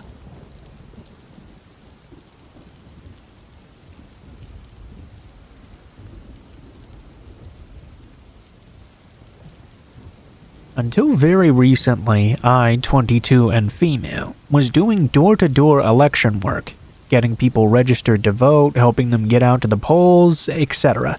I had to quit though, because I was made acutely aware of just how easily I could end up being put in a very dangerous situation. At my job, we all got driven out in a van to different areas and dropped off alone for about 8 hours until we all got picked back up at the same spot. We each carried an iPad with a list of addresses and the names of people living at those houses, as well as their age and gender. Generally, we had an okay idea of whether or not the person who answered the door was the person we were actually looking for. Quite often, though, a family member would answer or a friend or something, then go and get the person I was actually trying to speak with. So having a random person answer the door wasn't very unusual at all. This day was also a particularly cold day as well. It was around 8 p.m., so it was already very dark out. Because of this, when this guy in his mid to late 20s asked me to step inside for a moment while he went to go get his father, who is the actual person I was looking for, I did feel a bit uneasy, but I also didn't want to be rude. Especially because he was being so nice, asking me if I needed water or something to eat or anything. After I stepped inside though, he closed the door, saying he didn't want to let the heat out. Then he said he was going to get his father from the kitchen. While I was waiting for them to come back, I stepped a bit further in away from the door so I could pet his dog, who was acting very friendly with me. All of a sudden though, as I leaned down to pet it, I realized the guy was now standing right behind me, in between me and the door. There was a hallway running perpendicular to the direction of the front room that ended close to the front door, if that makes sense, so I guess he snuck around. This guy then told me he had been mistaken. His dad wasn't actually at home. My brain froze for a couple of minutes. I just stood there staring at him, unable to understand what was happening. The man began to approach me, asking very personal questions. He began trying to intimidate me, and his body language was much more forceful and brazen than it had been just a few seconds prior. I'm 5'8" and around 120 pounds, so I'm not tiny at all. This was a big fucking guy though. He was right in the middle of talking about how dangerous it was for a nice girl like me to be out by myself at night, and how I should really be more careful next time, when suddenly my phone rang. I didn't recognize the number, but I answered anyway, and pretended like I knew who this was, and that they were working with me. It turned out though that the number was actually a telemarketer. I honestly have never been happier to get a call from anyone as I did at that moment. As I was on the phone with this robocall, I mentioned the address I was at, and thanked them for being on their way already. Immediately, the guy stepped to the side and tried to laugh it off. He even told me to remember what he'd just said about being safe out there. Honestly, I think I would have been attacked if I hadn't gotten that spam call at that exact moment. The scariest thing to me, though, was realizing later that he'd probably pretended to go look for his father out of my line of sight so he could go grab a weapon or something. Otherwise, why wouldn't he just grab me as soon as I stupidly stepped inside?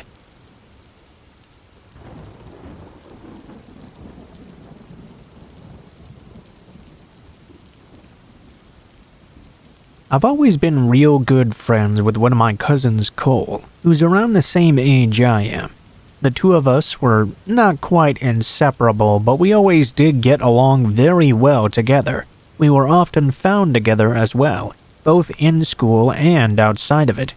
When we were about 12 years old and in the 6th grade, I was hanging out with Cole on a Friday afternoon, around the later part of May. We were really psyched for the start of the weekend. We'd wound up at his house since he didn't live too far away from me. At one point, my mom called to say that our grandpa was in the hospital.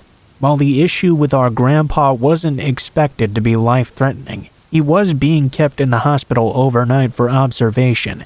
So both my parents and Cole's were planning on staying with him and Grandma at the hospital, since my mom and her sister were the two of their siblings who lived close by.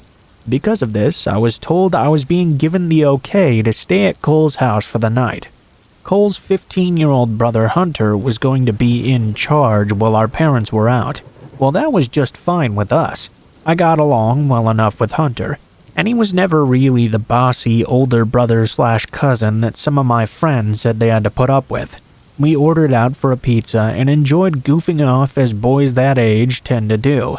Around 9 or so, there was a knock at the front door, and Cole went to answer it. I was a bit curious as to who it could be at this time of night, and I watched from a ways back. At the door, there were two older guys. They said they were with the city, and that they were investigating reports about the water pressure supposedly being bad in this neighborhood. They asked Cole if his parents were home.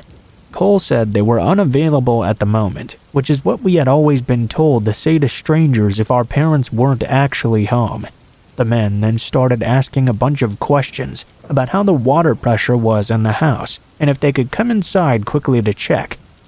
Hunter politely told the guys that the water pressure was just fine, and perhaps they should move on to check on other homes in the neighborhood. The men seemed very reluctant to leave, but eventually turned around and walked away, after Hunter started to close the door. Well, after the door was shut, we looked at each other and just shrugged. We didn't really think too much of it after that, though, and went right back to goofing off. Eventually, we decided to go to bed. Cole and Hunter shared a bedroom, and we all agreed that I'd sleep in there with them, rather than me hitting the sack on the couch or something like that.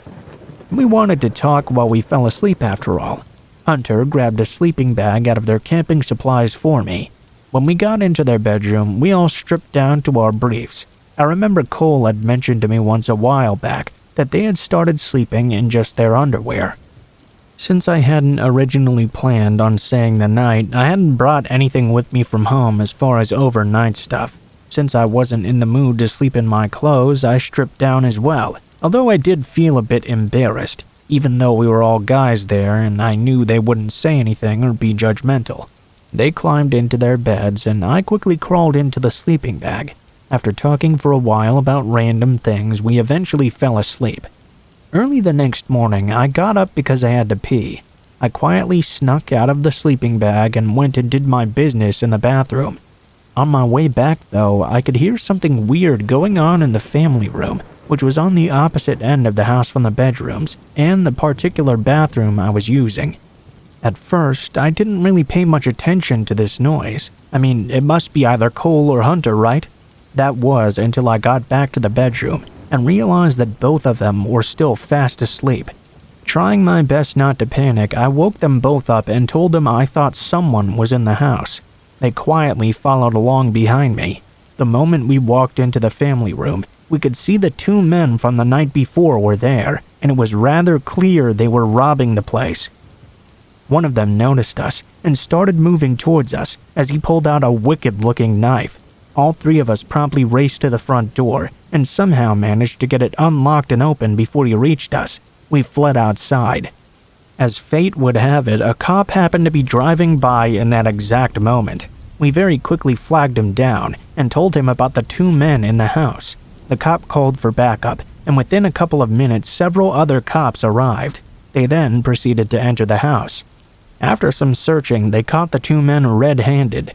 The cops figured out they must have entered from a window in the laundry room that had a broken latch. They probably targeted our house because while it wasn't empty, they realized there were no adults there, and that 3 children on their own could be very easily dealt with. To add insult to injury, while we were waiting outside as the cops searched the house, some of the neighbors came out to see what the commotion was about. This included some kids who went to the same school as Cole and I, including a few who were in our 6th grade class with us. It was during that time that the 3 of us realized we'd never gotten the chance to get dressed. So, just like in the stereotypical nightmare, we had to stand outside in full view of everyone in just our briefs for what seemed like forever, before we were finally allowed back inside. Needless to say, when we went back to school on Monday, Cole and I had to put up with more than our fair share of snickering, stares, and ribbing for many weeks, until school finally ended for the summer.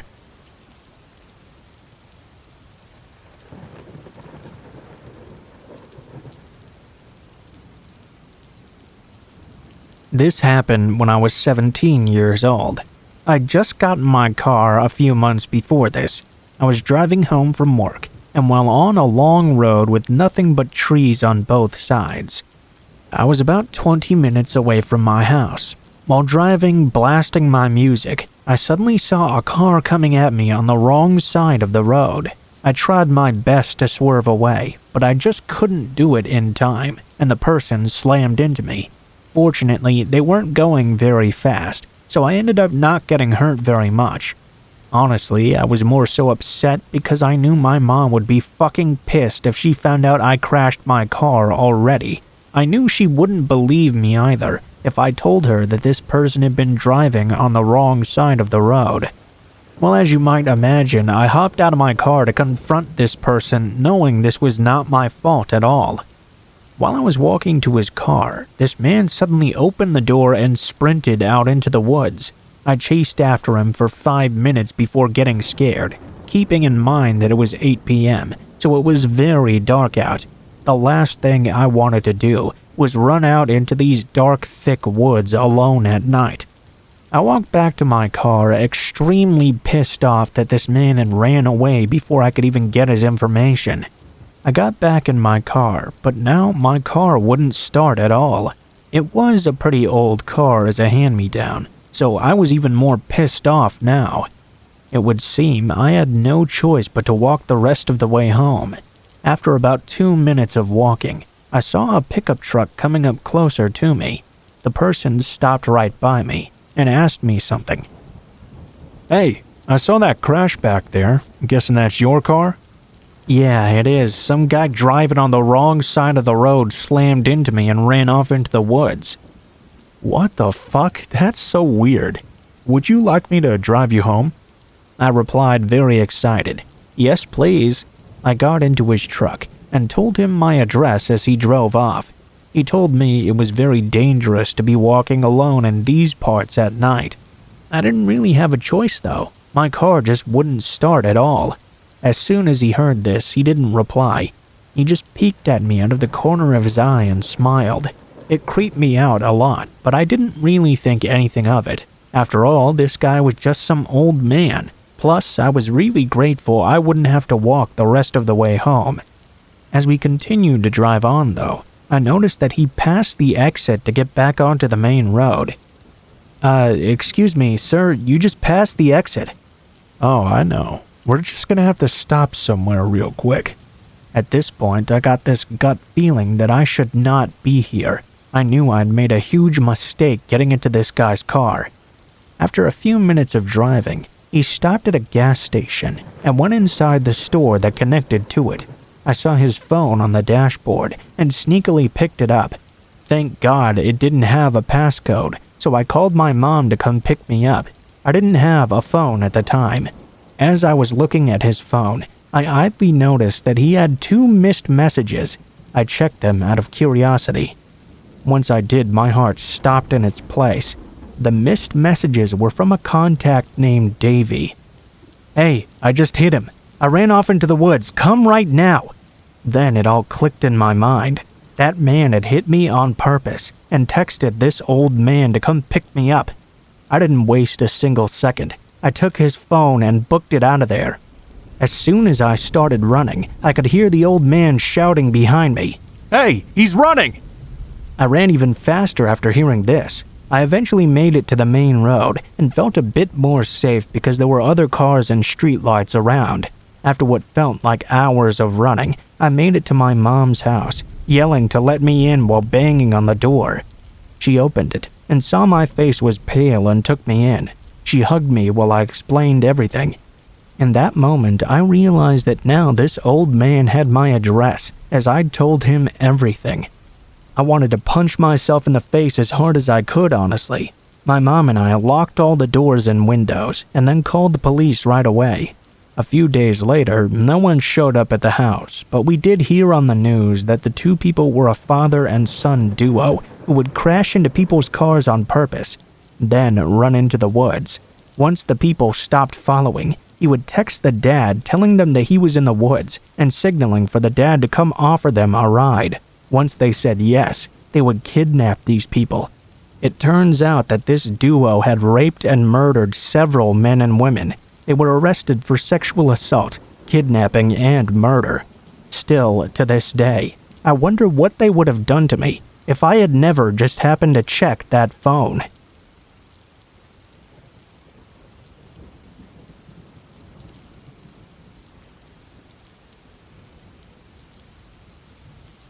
This story takes place in North Italy, way back in 2014. It was early September, I believe.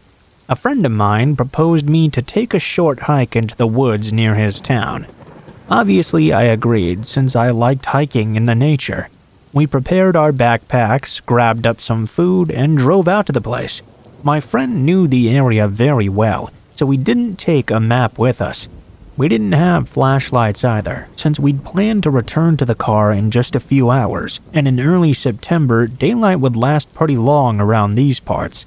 As we got deeper into those woods, we saw plenty of beautiful spots, small rivers, and even a pair of caves that we explored as well. They were pretty small in all honesty and only had one chamber though.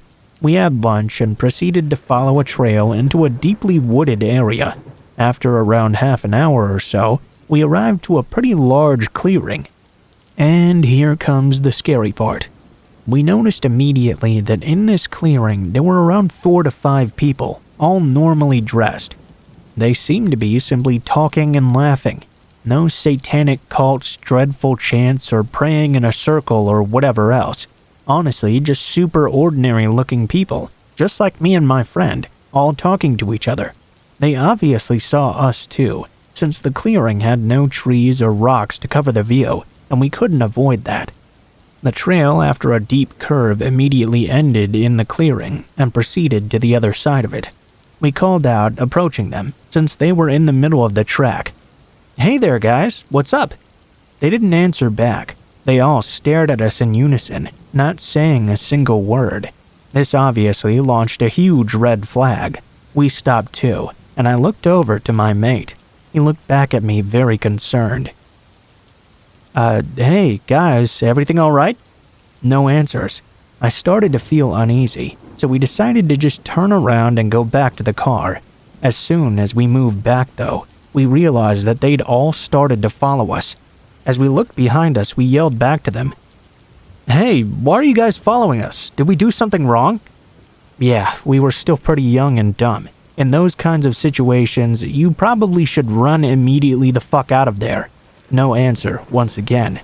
Obviously, we started to walk faster and tried to get off the trail. Another pretty dumb choice, but again, my friend knew the area very well. Even going off trail though, no matter how deep into the woods we would go, they were always around 15 meters behind us. We started to panic. We looked to each other again and agreed we needed to get out of there as soon as possible. As soon as we began to run, we heard them all begin running in unison as well. This obviously made us freak out, and we made our best move to put more distance between us and them. Another thing that made me start to panic was that I knew we were around 40 minutes away from the car at this point, in a very isolated area. I thought we were very obviously hopeless. At a certain point though, when we were about halfway back, we noticed that they had started to slow down and weren't as close behind us anymore. We thought that maybe, and luckily, we'd managed to make them lose our tracks. The area, as said, was in a heavily wooded area and had plenty of slopes as well. It was easy to get lost if you were not used to it. We hid behind this thick bush and tried our best to listen. No footsteps or voices. We took a deep breath and managed to return to the car, trying our best to be as silent as possible. We jumped in and raced the fuck out of there. But it doesn't end there. As we left the woods on the main road, we saw coming from a secondary road another car pull in behind us. It was those same people, following us once again. Surely they had never lost our tracks at all while we were returning to the car. We were sure they were the same people, since they were basically tailgating us, and the area was very rarely visited. There were absolutely zero cars except for my friend's.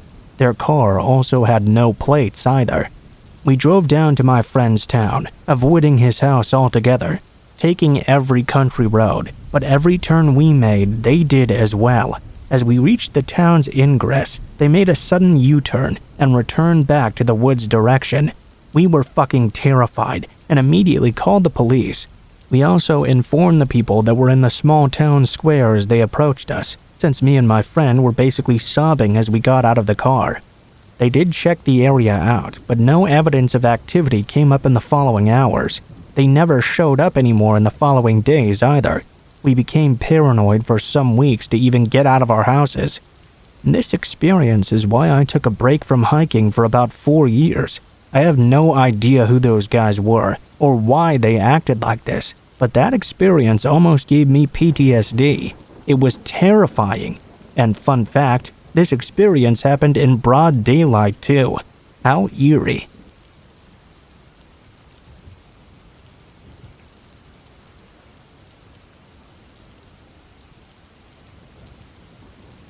This happened about a year ago to me and my husband.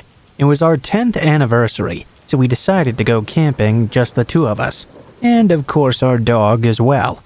There's a big national park/camping area near where we live, a little bit less than an hour's drive away. That was where we were going to be heading. It was basically a big forest with many small lakes, ponds, trails, and camping sites around. It was a pretty popular place during the summer, but we still saw some people even though it was late September and the weather was quite cold. We found a good spot right next to a lake to set up our camp. It was a really beautiful day out, so we wanted to hike a bit into the forest. There was a nice long path that was going around the lake where we had set up our camp, so we chose to head that way. The lake was quite small, and there was another camping site by it as well. You could see there from our camp, and from there you could see our camp. They were about on the opposite sides of the lake. We walked past the other camp and saw a man there all alone, just standing and staring at us. He didn't even answer when we greeted him. He was maybe in his late 20s, around the same age as us, I believe. I thought at that point that maybe the man was just shy and perhaps a little bit weird. He had a small tent set up and some other stuff strewn around the place, so I figured he must have been there for a long while. We just continued on walking and didn't really think much of the encounter. Eventually, we got back to our camp and started to set up our tent before it got too dark. We made some wood by the fire and just sat there enjoying the peace. All of a sudden, though, our dog starts barking like crazy. She was tied to a long wire around a tree. Immediately, we realized she wasn't just being paranoid. There really was something in the woods, and it was close by. It had been very dark for hours at this point. We took the dog to a leash, and my husband started to look around with his bright headlamp. Our dog started going even crazier. We were confused. Surely this was some kind of an animal, perhaps a bear or a moose, but we couldn't understand why it wasn't scared of us and why it would not run away. My husband went ahead to the path that led to the other camp. Right when he got to it, though, which was just 10 meters away from our camp, he saw something on the ground. I told him to go check out what it was and followed along with our dog. He suddenly stopped dead in his tracks. There's a person. A person is there laying on the ground. The first thing I thought was that maybe they were hurt, or perhaps dead or something. They just laid there not moving at all, facing the ground. Sir, are you okay? Are you hurt? The person immediately stood straight up from the ground. Turned out it was that exact same guy from the other camp. It seemed he was very scared of our dog and told me not to let her near him. I was kind of relieved, honestly, that it wasn't some bear that was going to eat us. I soon learned, though, that a bear might have been far less scary than this guy. After he stood up, he just walked right to our campfire and sat down. My husband asked him multiple times why he was sneaking around in the dark forest without any light, but he refused to answer. We laughed a bit and told him how we thought he was a damn bear or some shit, but he didn't do anything. He just stared deeply into the fire. His right leg was soaking wet. He'd probably stepped off the path and dipped it in the lake on his way to our camp. He sat there for 30 minutes, not saying a single word. He also clearly wanted to observe where our dog was at all times. I saw he had a knife hanging from his belt, but I guess that's not that weird when you live in the woods. Every few minutes or so, he would put his hand into his pocket and just peek out whatever was in there. Kinda like how someone would check the time on their phone without taking it out from their pocket, but it definitely was not a phone in there. I started to feel very uncomfortable and anxious. After another 30 minutes had passed, the man suddenly stood up and mumbled something about going back to his own camp. He walked off into the dark. He never gave us an explanation of why he had come or why he was stalking us in the dark. He also tried very hard not to be seen when we found him. When I thought he was far enough away, I told my husband there was no way I was sleeping there that night. The biggest nope ever.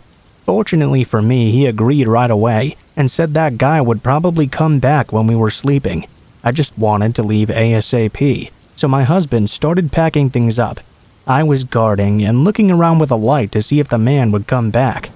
Just when we had almost gotten all of our stuff into the car, I saw a very brief flash of light on the path from the man's camp to ours.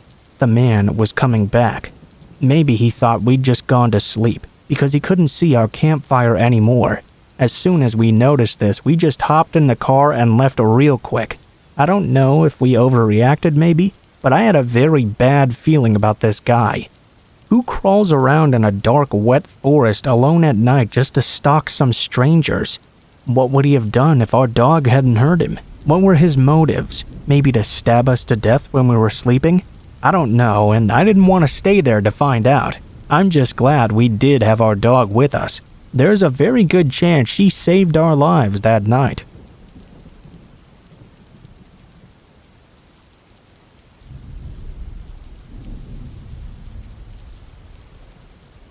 This happened on Saturday. My girlfriend Tess, my puppy Jack, and I were all getting ready for a road trip. We were planning on meeting some friends at their house, then starting the trip together from there. On our way to their house, though, around 11 a.m., a white car with all tinted windows cut us off, then brake checked us close enough that I had to slam the brakes and swerve to avoid an accident. In my immediate fury, I honked and flipped the driver off. I wish I hadn't done this. Immediately, the driver rolled down his window and waved his hand over. He slowed down to go back to the other lane, so that our cars were parallel to one another. The driver was now gesturing wildly and yelling at us while we continued driving down the avenue. I proceeded to try and calm him down, but when that didn't work, I just tried to ignore him and continue driving. He continued to drive right next to us. Eventually, I tried speeding up. He revved in front of me and tried brake checking me again. At this point, I swerved to the other lane, and he again slowed down to match my speed. He was still gesturing and screaming while I tried to ignore him. Suddenly, he reached into his lap, and I noticed he was holding a glass bottle. He threw it, and it shattered on the side of my vehicle. Tess was hysterical at this point. The pup was hiding under the passenger seat. I went into adrenaline mode and tried turning into different streets as the chase then ensued. He was following close behind me and began throwing other things that would slam against my back window. I told Tess to call the police as we sped down a 2-lane street and up a hill. She called 911 as I came to a stoplight at the top of the hill. The guy chasing us slowed down to a stop behind us. All of a sudden, he hopped out of his vehicle. In my rearview mirror, I could see him reach back into his car and grab something, then shove it into his shorts. He began walking toward my side of the car as the car in front of me drove away. I noped the fuck out of there. I slammed the gas and turned into the next avenue. Within only a minute, though, the man had caught back up to us. I was now on speaker with 911, explaining the situation and giving them details of his car and appearance. Tess was crying as we sped down a busy avenue, weaving in between cars at 20 above the speed limit. I was updating the 911 lady with where we were, and she told me to drive to the station. At the next red light, the man was now yelling audibly, "Do we have a problem? Don't fucking flip me off!" I was trying to gesture that everything was alright. He was still trying to get me out of the car, though. The light was still red. He again hopped out of his vehicle. I floored it through the red light. He continued to chase me as I made my way toward the police station. We were now accelerating and brake checking each other as he tried to drive me off the road. I made gestures that he should continue following, hoping to get him to the station. About a block from the police, we get stuck at a busy intersection. There were many cars around as he again walked up to my car. This time I was boxed in, and Tess was panicking. I was looking for any escape options, but there were none left. The drivers around us noticed, and many pulled their windows up and locked their doors. The man came right up to my window, slapped it with his palm, and asked one more time if there was a problem. I again adamantly said no. The 911 lady told me not to engage over the phone speaker. The man simply said, "Good." He got back into his car and sped away. 20 minutes into this horrible car chase experience, we ended up meeting with the cops. They said there was nothing they could do, even though I updated them with more details of his direction and where he was last. Thankfully, after this, we were able to calm down and continue with our road trip.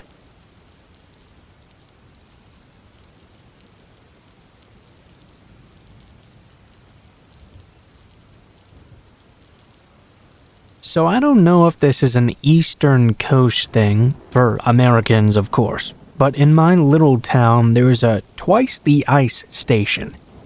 Basically, you can fill up water jugs in 5 gallons and get ice bags for cheaper than you could at the grocery store.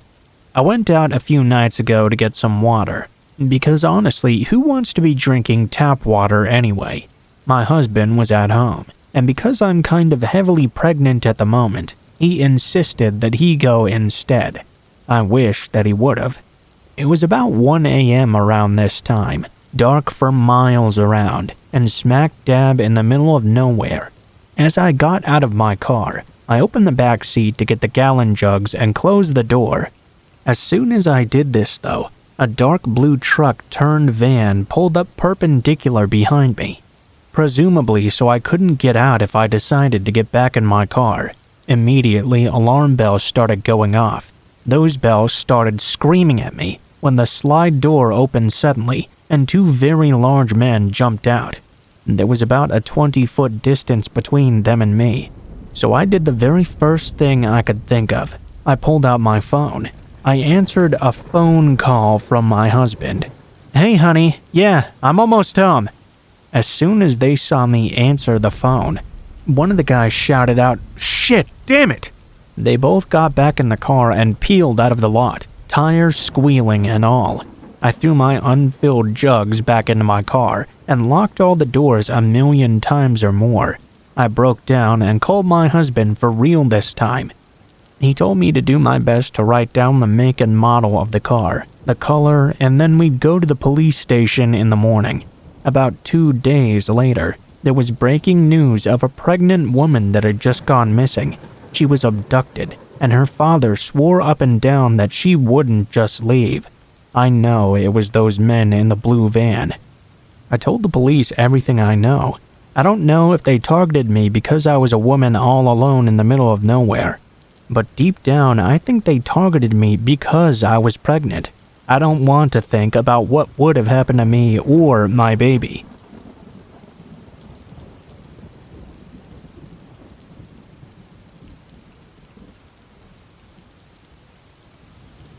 I've had a couple of strange encounters while out camping, but this one definitely unsettled me the most of all. I was about 30 years old at this time.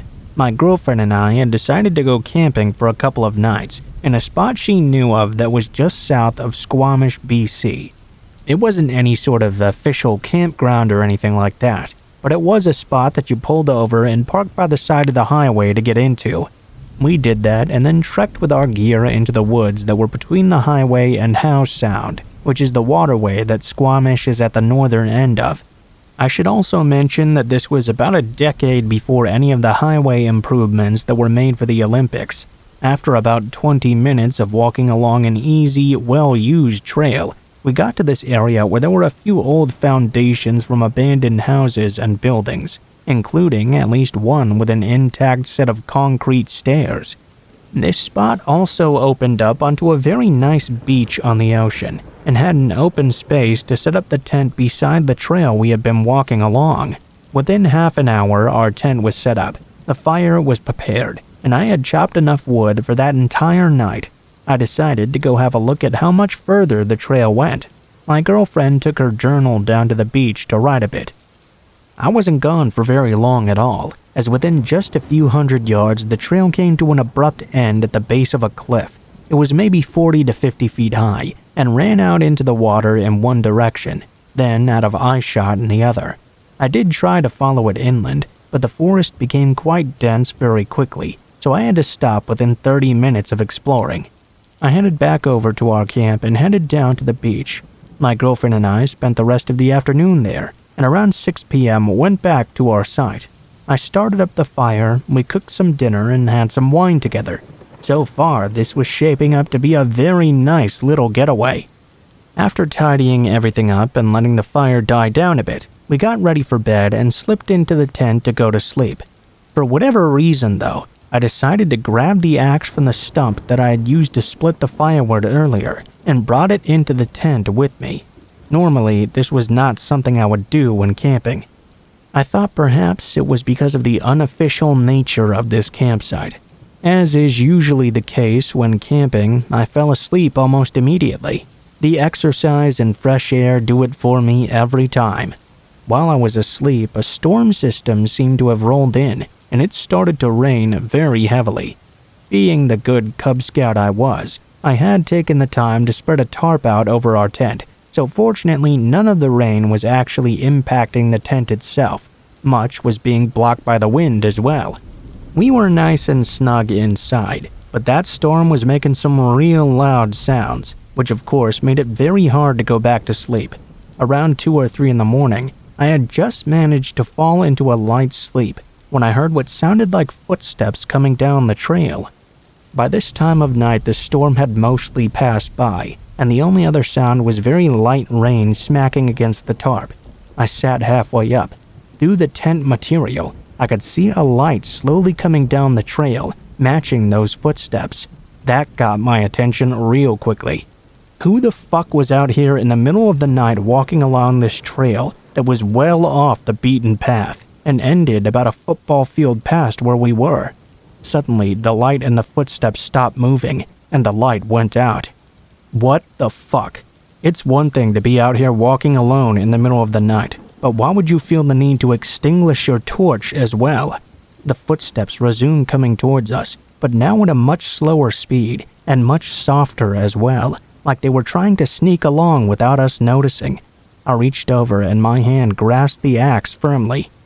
I took the cover off and softly nudged my girlfriend. Don't say anything, but someone is approaching the campsite on the trail. She gave me a quizzical look. I shrugged my shoulders and nodded in the direction the person was coming from. Almost immediately, she picked up on the sound of footsteps, which were much closer and slower now. We looked at each other with freaked out expressions. I showed her my axe, and she looked a bit relieved, though I was not any sort of axe master or anything like that. Suddenly, the footsteps stopped, very close to the tent. For about 5 or 10 minutes, there was no movement from outside, although we could hear whoever it was breathing heavily. Finally, I called out, "Hey, whoever's out there, do you need some help or something?" Once I said that, the flashlight turned back on and shone through our tent a few times, around our campsite a few more. Abruptly, the person began to walk down the trail again in the direction of that huge cliff. Very quickly, they were out of sight down the trail. I took that opportunity to get my jeans and boots on in case there was some sort of further weirdness when they came back. There was, after all, nowhere for them to go once they reached that cliff. After about 20 minutes of waiting, they still hadn't returned yet. I got out of the tent and started up a fire. My girlfriend got dressed and came out to join me. After about another 20 or 30 minutes, we made some coffee and sat there keeping warm by the fire. We sat there together until the sun finally came up. No one ever came back down that trail. Once it was fully bright out, I took the axe and made my way along the path until I got there. That cliff was still there, just as impassable as I remembered it, with thick forest to one side and the ocean on the other. Not a single sign of last night's visitor to be seen. I slowly made my way back to the campsite, looking carefully to each side to see if there were any side trails I had missed. But no. We packed up and left immediately. To this day, I have no idea who this person was, where they even came from, or how they just mysteriously disappeared. Needless to say, though, I never went back to camp there ever again.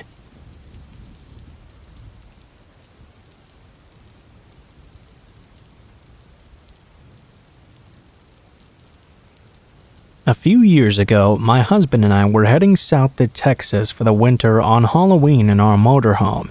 We stopped briefly for a potty break at the first rest stop, over the border into Missouri.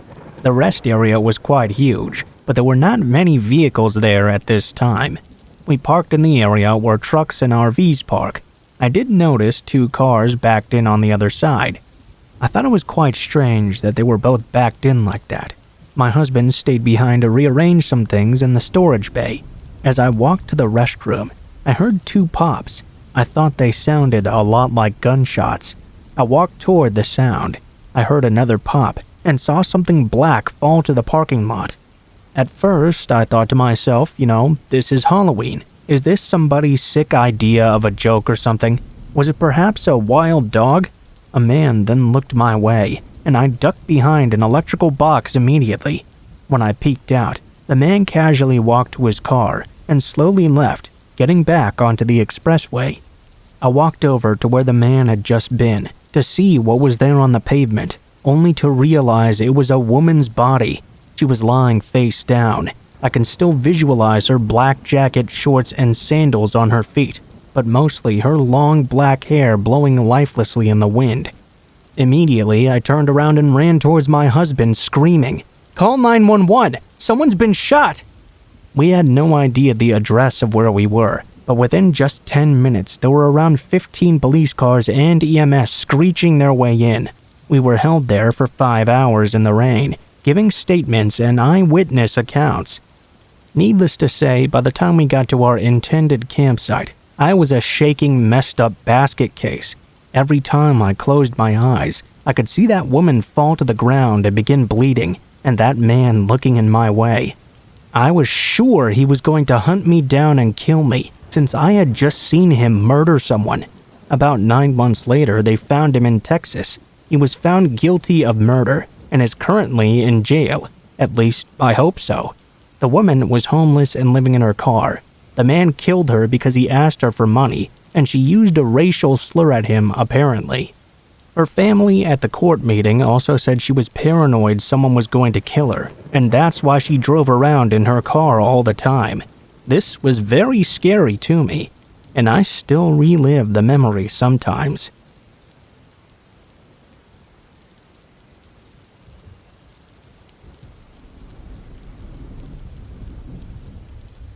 This is a memory that I've always remembered vividly and still frightens me to this day. So, when I was around 9 years old or so, and my brother was 8, we had an experience that's very hard to explain, and quite frankly, very terrifying. It started while we were laying in bed. Now, we didn't sleep together, but we did have rooms just across from each other, with a bathroom and hallway separating us. Our house was a 1-story. Both my brother and I had rooms that had a window that led out to 2 separate porches, a front porch and a back porch. My window was located in the front, and my brother's was located in the back. Clearly an ideal setup for any intruder that wanted easy access to a middle-class family. I mean, back then, my brother and I were pretty expendable, I guess, so yeah. Anyway, we were there in bed and talking across the hall from each other whilst in bed. We had to lean out from our beds to see each other while we talked. From my view, I could see him and the window that led to the back porch. The window had its blinds down, so I couldn't see anything that was outside of it, if there was anything. We were talking, and very swiftly an hour passed by. We were both getting pretty tired, so we said goodnight and tried to settle in for the night. I was just starting to drift off to sleep when I heard it, a whistle. Not just one, but a few, and not like standard whistling either. Rather, it was like someone was singing along to a tune. The only way I can describe its manner was sing-song. It sounded like the whistling was coming from my brother's room, so I assumed it must be him. But why would he be whistling like some barber from the 50s? It was so strange and creepy sounding. I leaned out of bed to tell my brother to shut up and stop doing that. But instead, I saw my brother staring back at me with a terrified look on his face. "Was that you?" "No, I thought that was you." The hair on the back of my neck stood up and was immediately at attention. I was pretty scared at this point, but I still needed to figure out what was going on. I got out of bed and rushed to my brother's bedroom. I jumped into his bed, and we stared at the window, waiting to meet our maker. We waited for a good 10 minutes or so for anything, and nothing came. We were starting to doubt we'd even heard it in the first place, when the whistling began again. The same tune, same cadence, same song, but this time it was longer and much more pronounced. Who the hell was out here casually whistling around our house at 11 at night? My brother and I didn't know what to do. We clutched each other as we heard what we thought might be a mass murderer outside my brother's window or something. Then it stopped, just as abruptly as it started. Boom! There was a huge crash on the back porch that sent us into a massive panic. I scrambled out of my brother's bed and sprinted to my parents' room. My brother and I woke them out of their slumber to warn them of this person terrorizing us on the back porch. Thankfully, they took us very seriously and climbed out of bed immediately. They walked to the back door as we followed. When they opened the door, there was a big hush that fell over everything. The only sound that could be heard was crickets chirping in the dark. However, the porch was lit up from the motion sensor floodlights on the corner of the house, just nearest to my brother's window. I don't know whether there was someone outside my brother's window or not, but the whistling I heard that night was the single most frightening thing I've ever heard. It's never happened again at my house either, but it's haunted both me and my brother for years.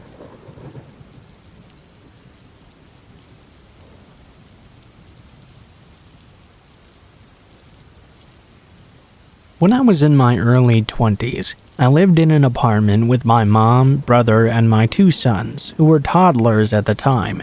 The guy who lived next door was about 60 years old and worked for the cable company.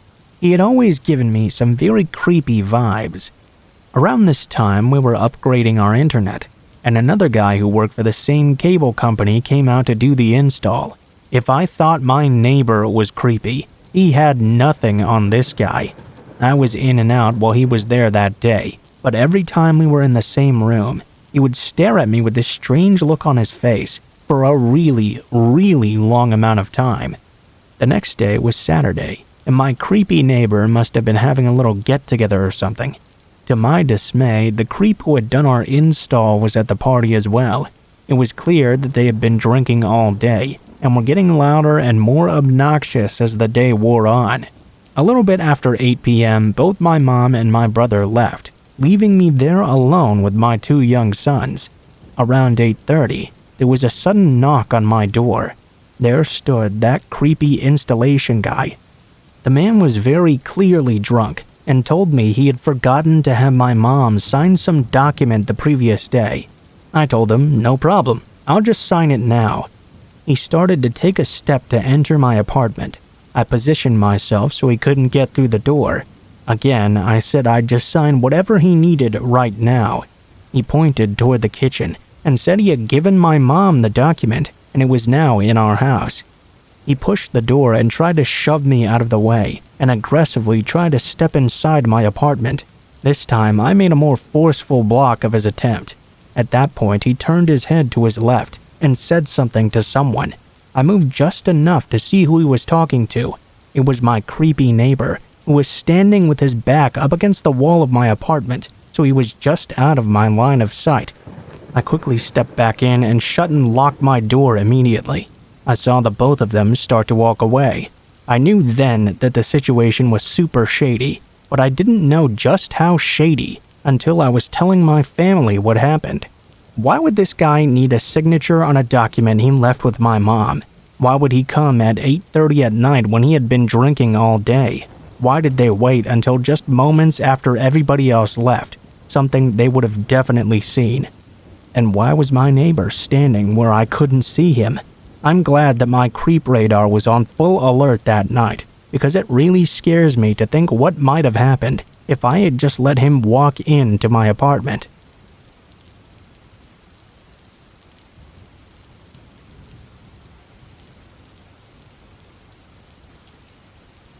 Here's my story. As a military brat who grew up in Japan while attending school on a U.S. military installation, I graduated in the early 2000s. Following graduation, most of my graduating class moved back to the U.S. to pursue college or start their adult lives. Most would leave and never return to Japan. My parent is Japanese though, so I had every reason to return. It was December and I had just returned home to Japan after my fall semester at college. Much to my relief, it seemed a couple of my friends had chosen to remain in Japan after high school. I had friends to hang out with while home on vacation. One evening, I was out joyriding with my buddies. We had nowhere particularly important to be, just driving around aimlessly. Occasionally, we'd stop by popular hangouts for young adults, hoping to meet some cute Japanese girls to flirt with. I mean, how else would a couple of young 19-year-old dudes want to spend an evening anyway? My friend, who I'll call Jay, had a 90s Nissan Silvia, and he was obsessed with drifting. Truth be told, he was not particularly good at it. You really couldn't fault the guy for trying, though. That evening, he suggested we take off to Asamizo Park near our hometown of Sagamihara. This large public park had many parking lots peppered throughout its grounds. There were lots of prime locations for him to practice whipping his car around back and forth, while not causing damage or fender benders. Without hesitation, we all agreed and headed in that direction. About 20 minutes later, we're passing the main entrance to Asamizo.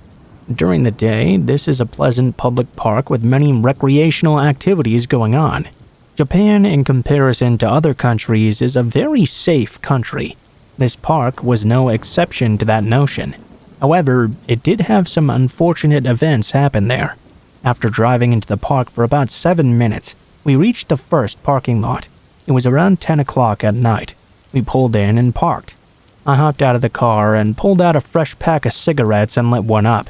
The evening was brisk. I gazed around, letting my night vision calibrate as the lights far off in the distance twinkled. My other friend with us, R, also lit a cigarette, and we proceeded to have a conversation about whether Jay would even be able to get his car sideways. Jay pulled out and began to whip his car around the lot. As he spun counterclockwise, the wailing of his tires attempting to grip the asphalt broke the silence in the evening. Even now, I can still close my eyes and remember that smell of burning rubber. Adjacent to the parking lot, there was a tree line that led into some thick brush and wooded area. The park was known for its green belts scattered through it. I remember looking over my shoulder a few times that evening because I kept getting this feeling we were being watched from out in the woods. Each time I scanned the tree line, though, I wouldn't see anything out of the ordinary. What happened next would cause me to jump so hard that I laugh even now when thinking about it. The cell phone in my right pocket suddenly started ringing and vibrating. I jumped up with fright. The fact that light paranoia had set in from watching the tree lines did not help with the anxiety experienced from this unexpected phone call. As I was attending college in the States and only back on vacation, I no longer had a cell phone in Japan. In fact, my younger sister had lent her phone to me so that I could be reached if necessary. I pulled out my phone, thinking it must be her or my mother, calling for something. None of my friends even had this number. As I looked down at the green backlit LCD screen, though, I saw displayed in Japanese a restricted number. I thought that was strange, but figured maybe my sister was just calling from a public phone. Yes, those were still a thing back then. I answered the phone. Moshi moshi. There was nothing but silence for a response. I remembered hearing a bit of static. Then I finally began to hear the voice of a Japanese girl. My immediate thoughts, of course, were that this must be a friend of my sister, so I explained that I was her brother and just borrowing her phone for that evening. If she needed to get a hold of my sister, she should bring the house instead. The girl apologized, and I reassured her that no harm had been done and promptly ended the call. I placed the cell phone back in my pocket and focused on the ruckus of noise coming from Jay's car. Not 10 minutes later, though, the cell phone in my pocket began to ring again. This time, I was sure it had to be my sister or mother. Earlier that day, I left home and didn't say where I was going or when I planned on coming home.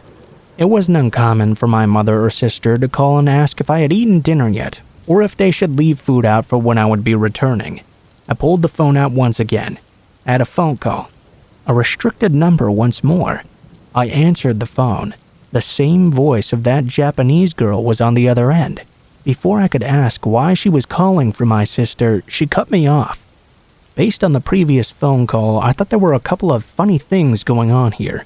I know most of my sister's friends, and recognized their voice over the phone as well. This girl, on the other hand, didn't sound familiar at all.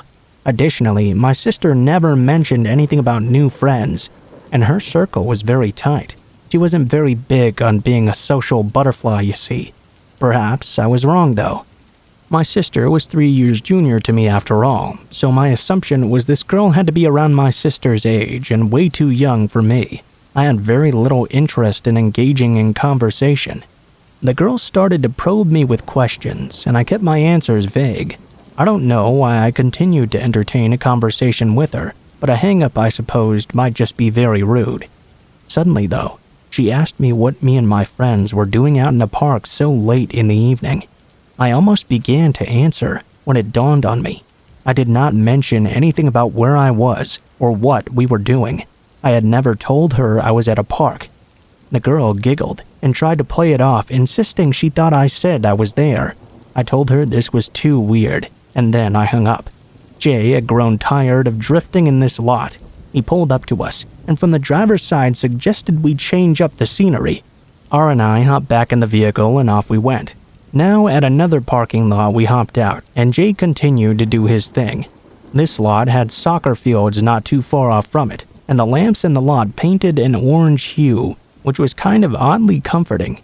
Strangely enough though, that feeling of being watched soon returned to me. I swung around to my right and stared at the empty field on the other side of the parking lot fence. There was nothing there though. At this point, Jay parked his car and shut it off. Now silence and a thin film of burnt rubber veiled the parking lot. R started asking what was up with all those phone calls, and I began to explain what happened.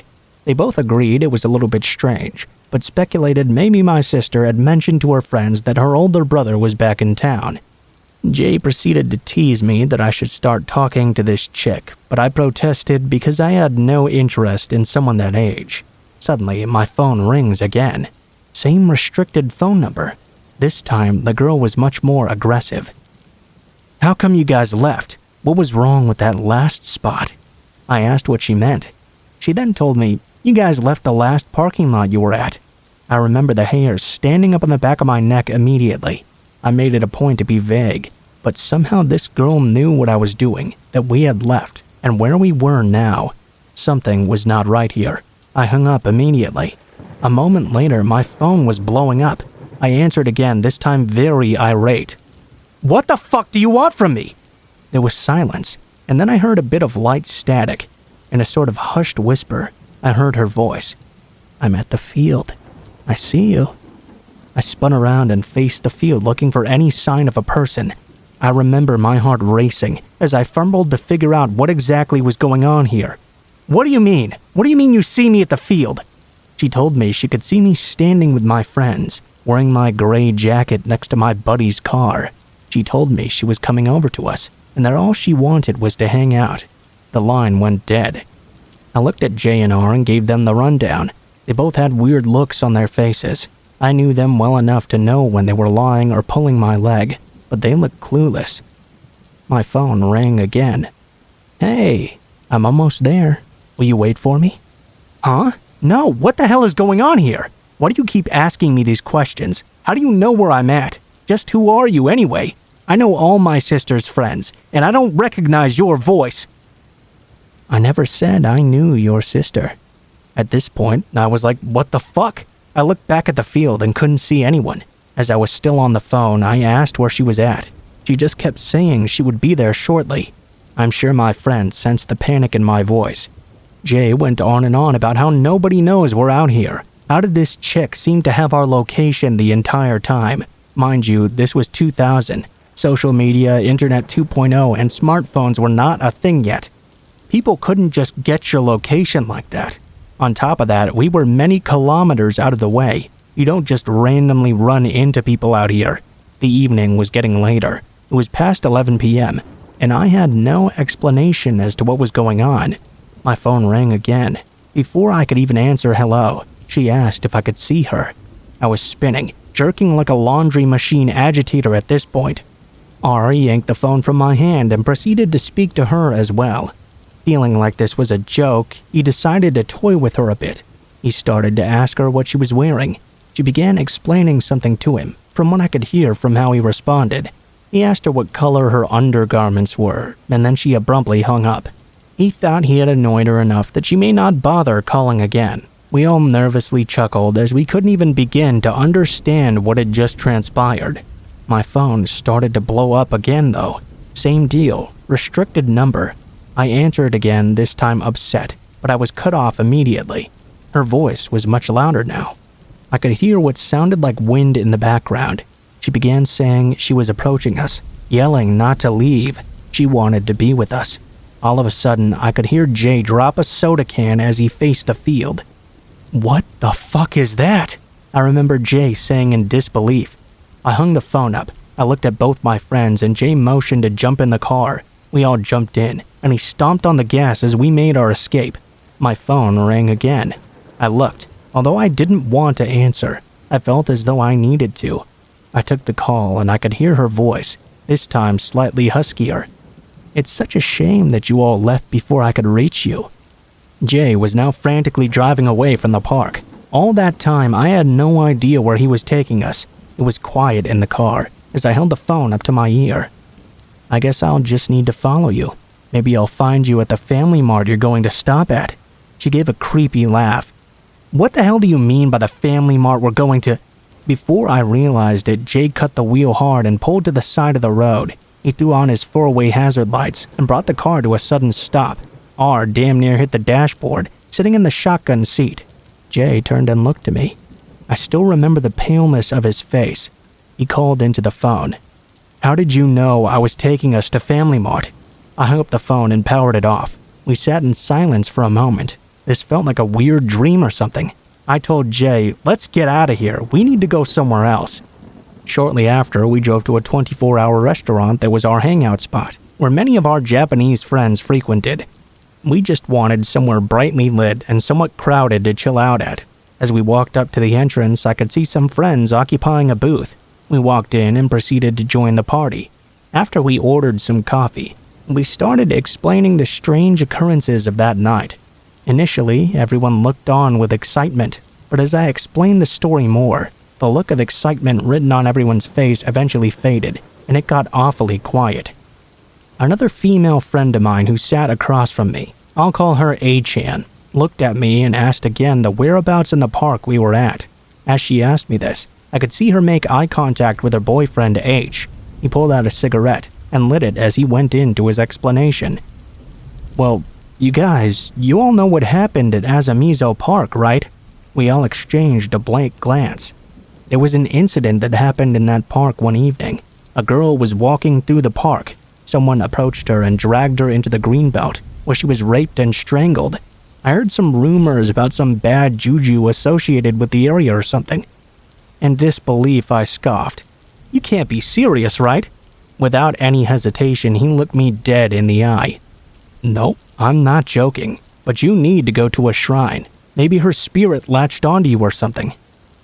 Now, I don't know if it was really a ghost or what all that was, but I do know it was one of the scariest fucking things that ever happened to me in my life.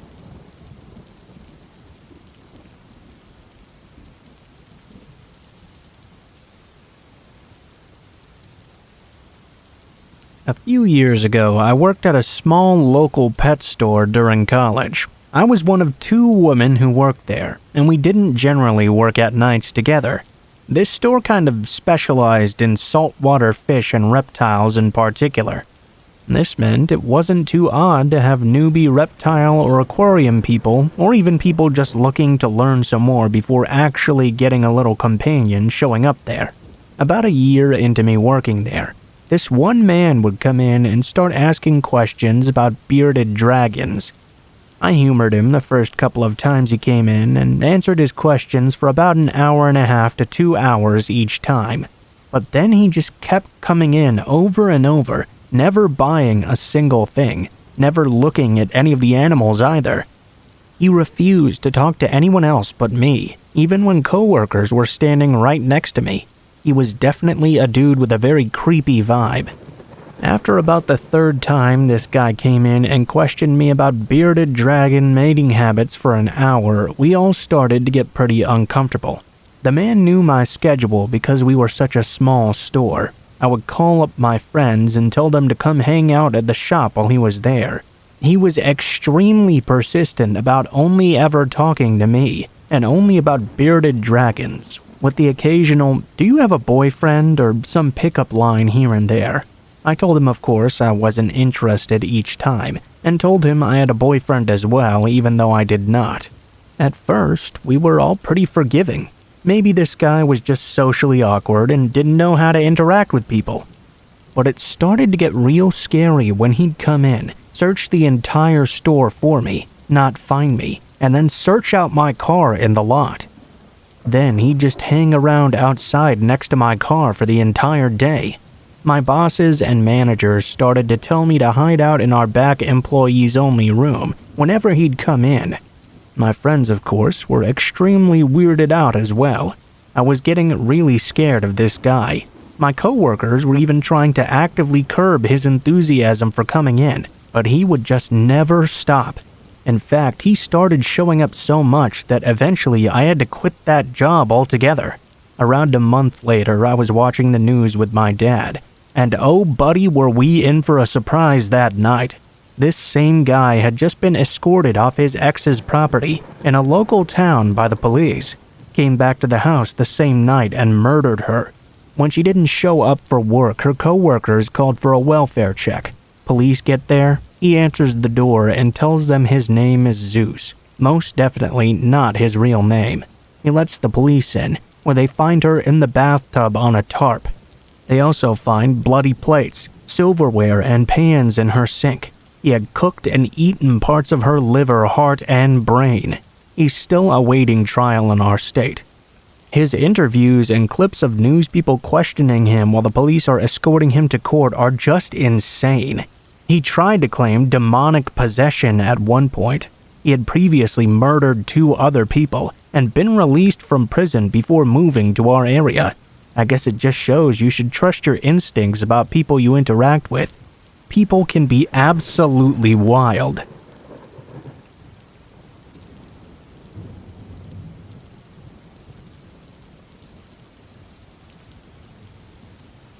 So, not to sound edgy or anything, but I've had a lot of confrontations with death before. I've come across a lot of dead bodies, and I've seen a lot of accidents as well. I've witnessed the death of a younger sibling, something I don't think I'll be able to go into the details of anytime soon, but I never felt personally threatened outside of this incident.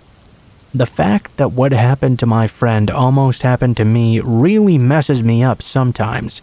The reason why I brought up the death of my sibling so randomly is because it's actually somewhat relevant to the story. You see, after my brother unfortunately passed away in an accident, my parents got really, how do I describe it, just frantic, I guess?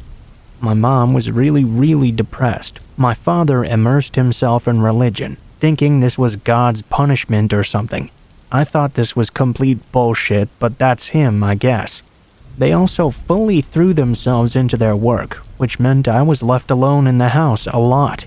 For a long time, I just straight up didn't go to school, and when I did, my parents kinda moved me around a lot. I had to have gone to at least 5 different ones over the next 2 years. Anyway, at one such school, there was a girl who I would walk partway home with, who would appear on my way to school as well. We'll call her Alice. Now, Alice and I weren't best friends or anything, but we did play together a lot, and she came to my birthday party as well. We both had really busy parents, so we would often be the very last ones to get picked up from school in the afternoon, which meant we'd play together at that time too. At one such instance of this, she and I were the very last ones like usual. We were playing some doctor game together when a man came up slowly to the front gate. We both recognized him as another girl's dad, a girl who was in our class. We'd seen her go home with her mom earlier though. Her parents were divorced for clarification. I'll call this guy Paul. Hey, can one of you girls go get Sarah for me? We'll call his daughter Sarah for the rest of the story. Sarah's already gone home, sir, I said. My parents were immigrants, and they told me to always be polite as possible to avoid any kind of altercation. People could be pretty bad back then. That can't be right. It was my turn to take her today. Are you sure she went with her mom? Yes, sir. Alice had been quiet the whole time. When Sarah went home with her dad, she would go some of the way with us, but we weren't very close with her. Her dad was not a stranger though because of this. Oh well, what are you girls doing here so late anyway? You want to ride home? Paul had one of the biggest cars the two of us had ever seen. I don't know much about them, just that this one had a really high floor you had to step up onto and really big wheels too. To kids like us, that kind of thing looked like a huge luxury. Oh, no thanks, sir. My parents are coming soon. My parents had become incredibly paranoid after the loss of my brother, which meant that I wasn't allowed to go home with anyone other than them, even if I did know the person. Paul refused to let it go, though. He kept desperately trying to convince us to go with him, real gentle-like. At the time, he just seemed like a very concerned adult. I didn't give in, though. Alice did. Even when he had convinced her, he kept trying to haggle me to go with him as well. He kept on saying he didn't feel right leaving a little girl up by herself so late. I insisted I was fine, and he left looking very irritated. I waved goodbye and told Alice I'd see her later as I watched them enter Paul's car together. But that was the very last time that I ever saw Alice. Alice's parents were pretty relaxed. Sometimes she would go to someone's house without telling them and would call them from her playmate's house phone after a couple of hours. Chances are, because of this, they weren't particularly worried when they came to pick her up that day and she wasn't there. It had been a Friday too, so the chances of her just going over to someone's house was really high. I didn't see Alice on the walk to school on Monday though. In fact, she didn't turn up to school a single day that week. At some point, her parents had to have called the police because they began coming to school and talking to all the teachers. None of us kids were told what was going on. None of us linked the police cars floating around to Alice's sudden absence. If they had questioned us kids, they probably would have found her sooner. They never questioned me at all, and my parents never gave me the details of the investigation.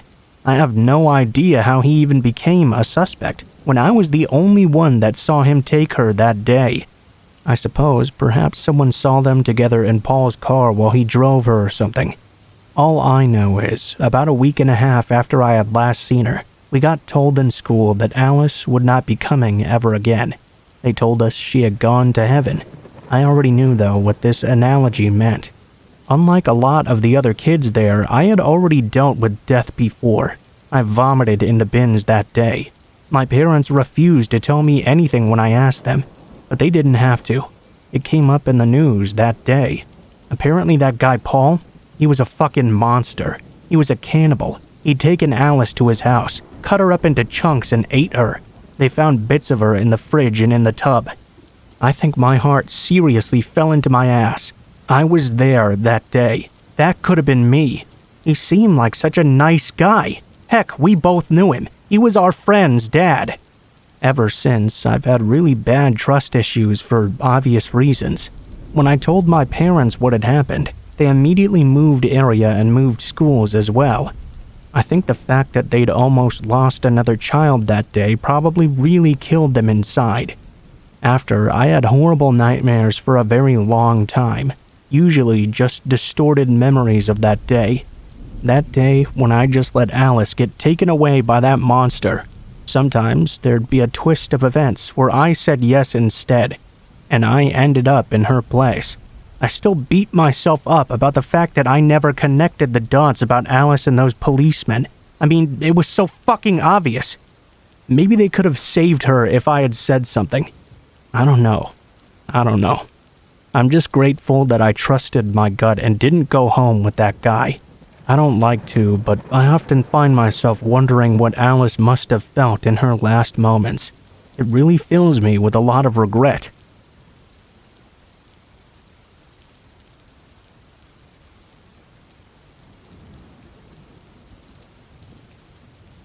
So this happened a while ago when I was 17.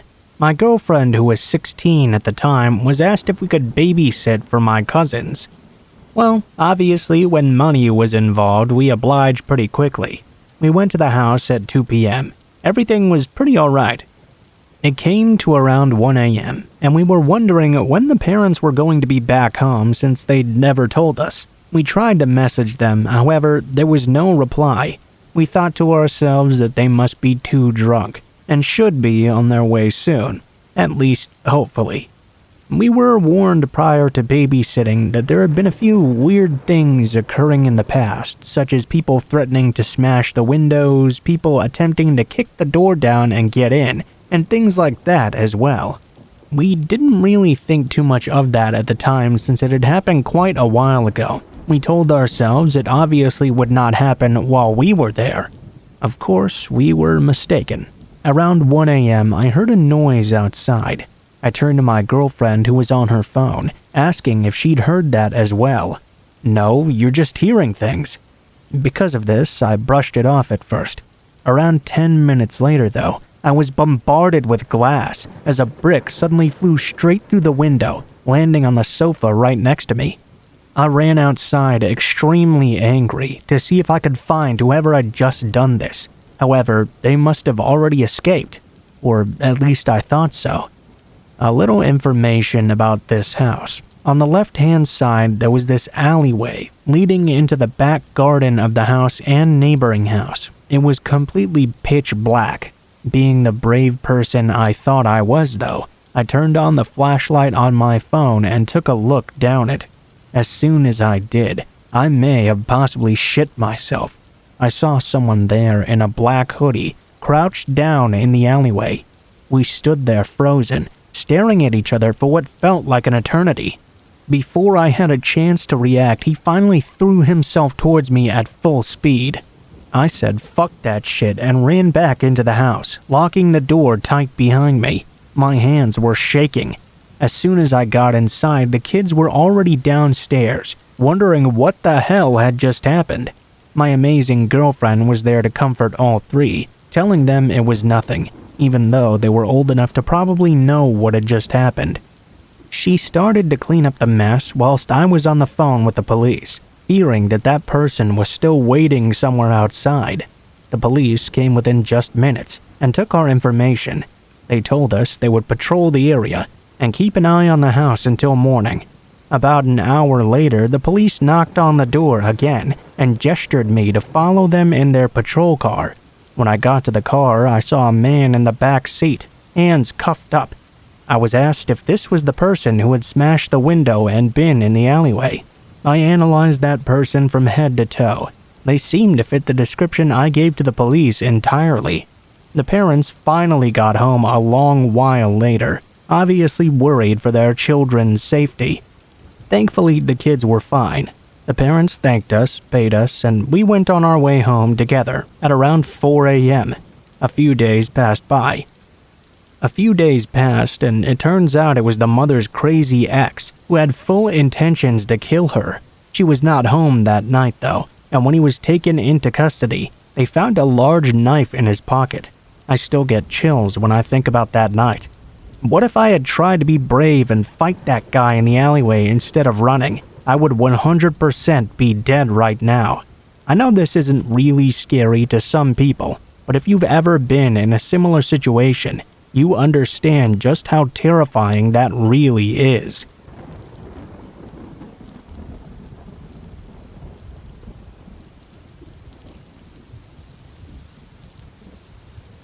Three years ago, my girlfriend and I decided to hike up near her parents' place in Oregon. When we went to visit them for around a week or so, we decided to bring camping gear with us and stay the night. I had only been camping once before, and it was in the Boy Scouts, so it had been a really long time since then. My girlfriend, though, grew up camping and knew her way around that area very well. So, myself, her, and her parents' dog Bear, a huge Newfoundland lab mix, headed up the trail. We saw a few people out that were mostly day hikers. People often loved Bear and liked to stop to pet him as we walked by. So, that meant a little bit after 6 we made camp. We set our tent up and pulled out all our grub. We had decided to buy big sub sandwiches, stuff for s'mores, chips, and a few tall boys of beer. I fired up a joint and she pulled out her guitar after we finished eating. A great relaxing night. We started winding down, getting ready to head to bed. She was in the tent getting dressed while I finished up the joint and made sure the fire was put out properly. Suddenly, though, Bear growled this low, menacing growl that I'd never heard from him before. I pet him and looked around and figured it was an animal or something.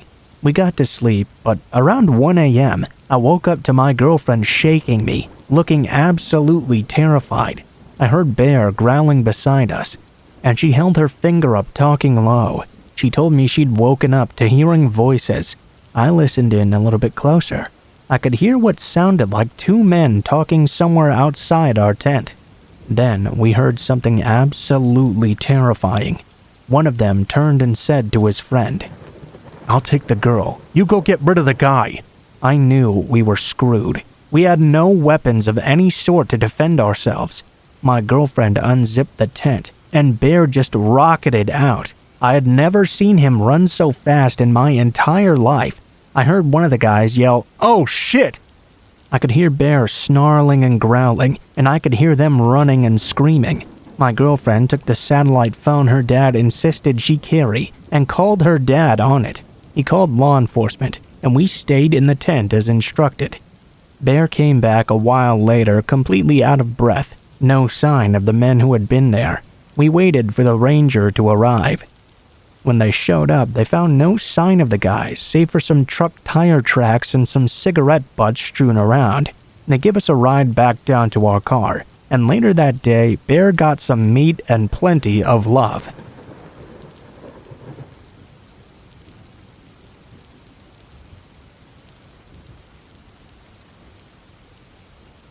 I went to summer camp in a rural part of New Jersey back in the mid-1990s. The camp was situated on a long, narrow, man-made lake. One end of the lake was reserved for swimming, which we do as a group activity every other day or so. The swimming area had one long dock, stretching straight out into the water, and 2 square floating docks further out. One of those 2 floating docks was a bit far away, and although I had spent a few summers at this camp at the time of this incident, I had never actually seen anyone use this second dock. One day, our group of about a dozen 11-year-old girls got the bright idea that we were going to swim out to that faraway dock no one ever used. Honestly, I would consider this to be a moderate challenge for a casual swimmer. When we reached that dock, I noticed a very strange-looking spider on the ladder you had to use to climb up. It was quite large in terms of overall footprint, probably about 2 inches in total from end to end, with very long, skinny legs. Now, spiders, of course, are very normal critters to encounter in nature, but this one stood out to me because of its very unusual appearance. After the long swim, we took a few minutes to lie on the dock and rest in the sun. It was very relaxing, and honestly, we were all having a very good time right now. We started messing around and decided to play one of our regular games. We would all shuffle to the corner of the dock, causing it to sink slightly. Well, as the corner of this unused dock started to sink and fill up with water, suddenly thousands of these giant spiders came frantically pouring out from between the boards. They swarmed all over and around the feet of those of us who were still standing on dry ground. This dock was theirs, apparently. We all began to scream as the spiders swarmed upon us. I could feel them crawling all over every inch of my skin. We frantically jumped into the water, trying to get away, but the water was now filled with spiders as well. They stuck to us and climbed into our hair and onto our backs as we swam, trying to stay alive. I vividly remember of them clinging through my hair, their fleshy bodies and long squirming legs covering me all over, intertwined with the strands of my hair. Of course, adrenaline propelled us back to the main part of the swimming area. By the time we got there, luckily we were not covered completely with spiders, but we still had to shake them out of our hair and stuff like that. This formed a childhood trauma that still lingers with me. I had never been afraid of spiders before, but I would say this was a major turning point. The thought of us lying on the dock in the sun, completely oblivious to that total sea of spiders lurking just inches beneath us, still creeps me out to this day.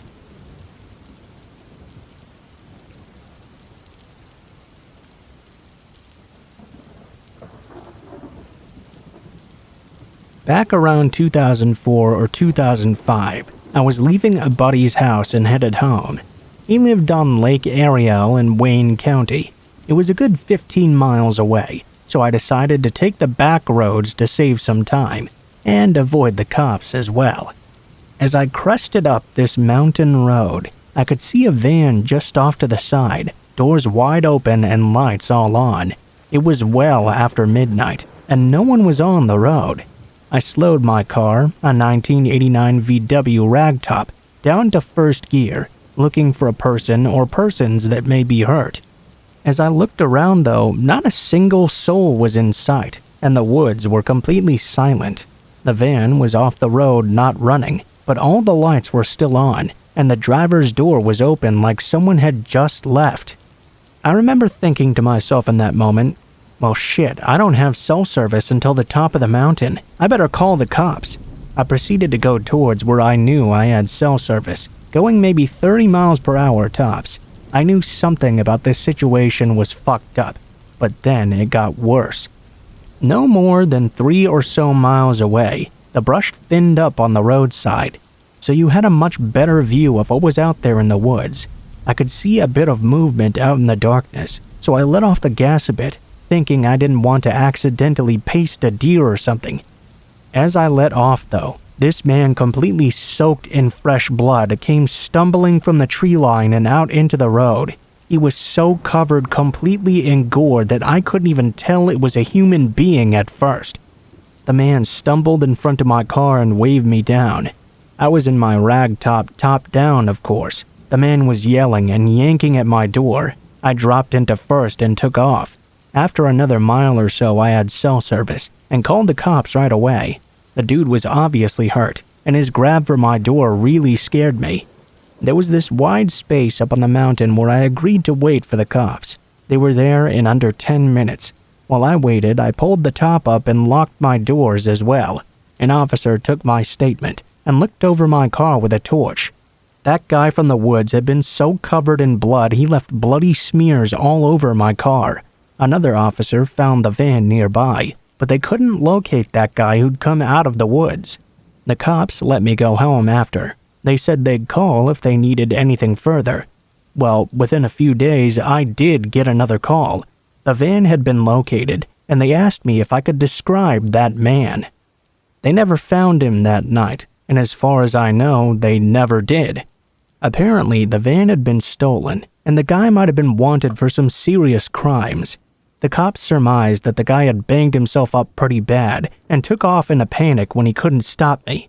As far as I know, they never did track him down. To this day, I still keep a lookout for a bloody man running out of the woods towards me every time I drive by there. This experience really stuck with me.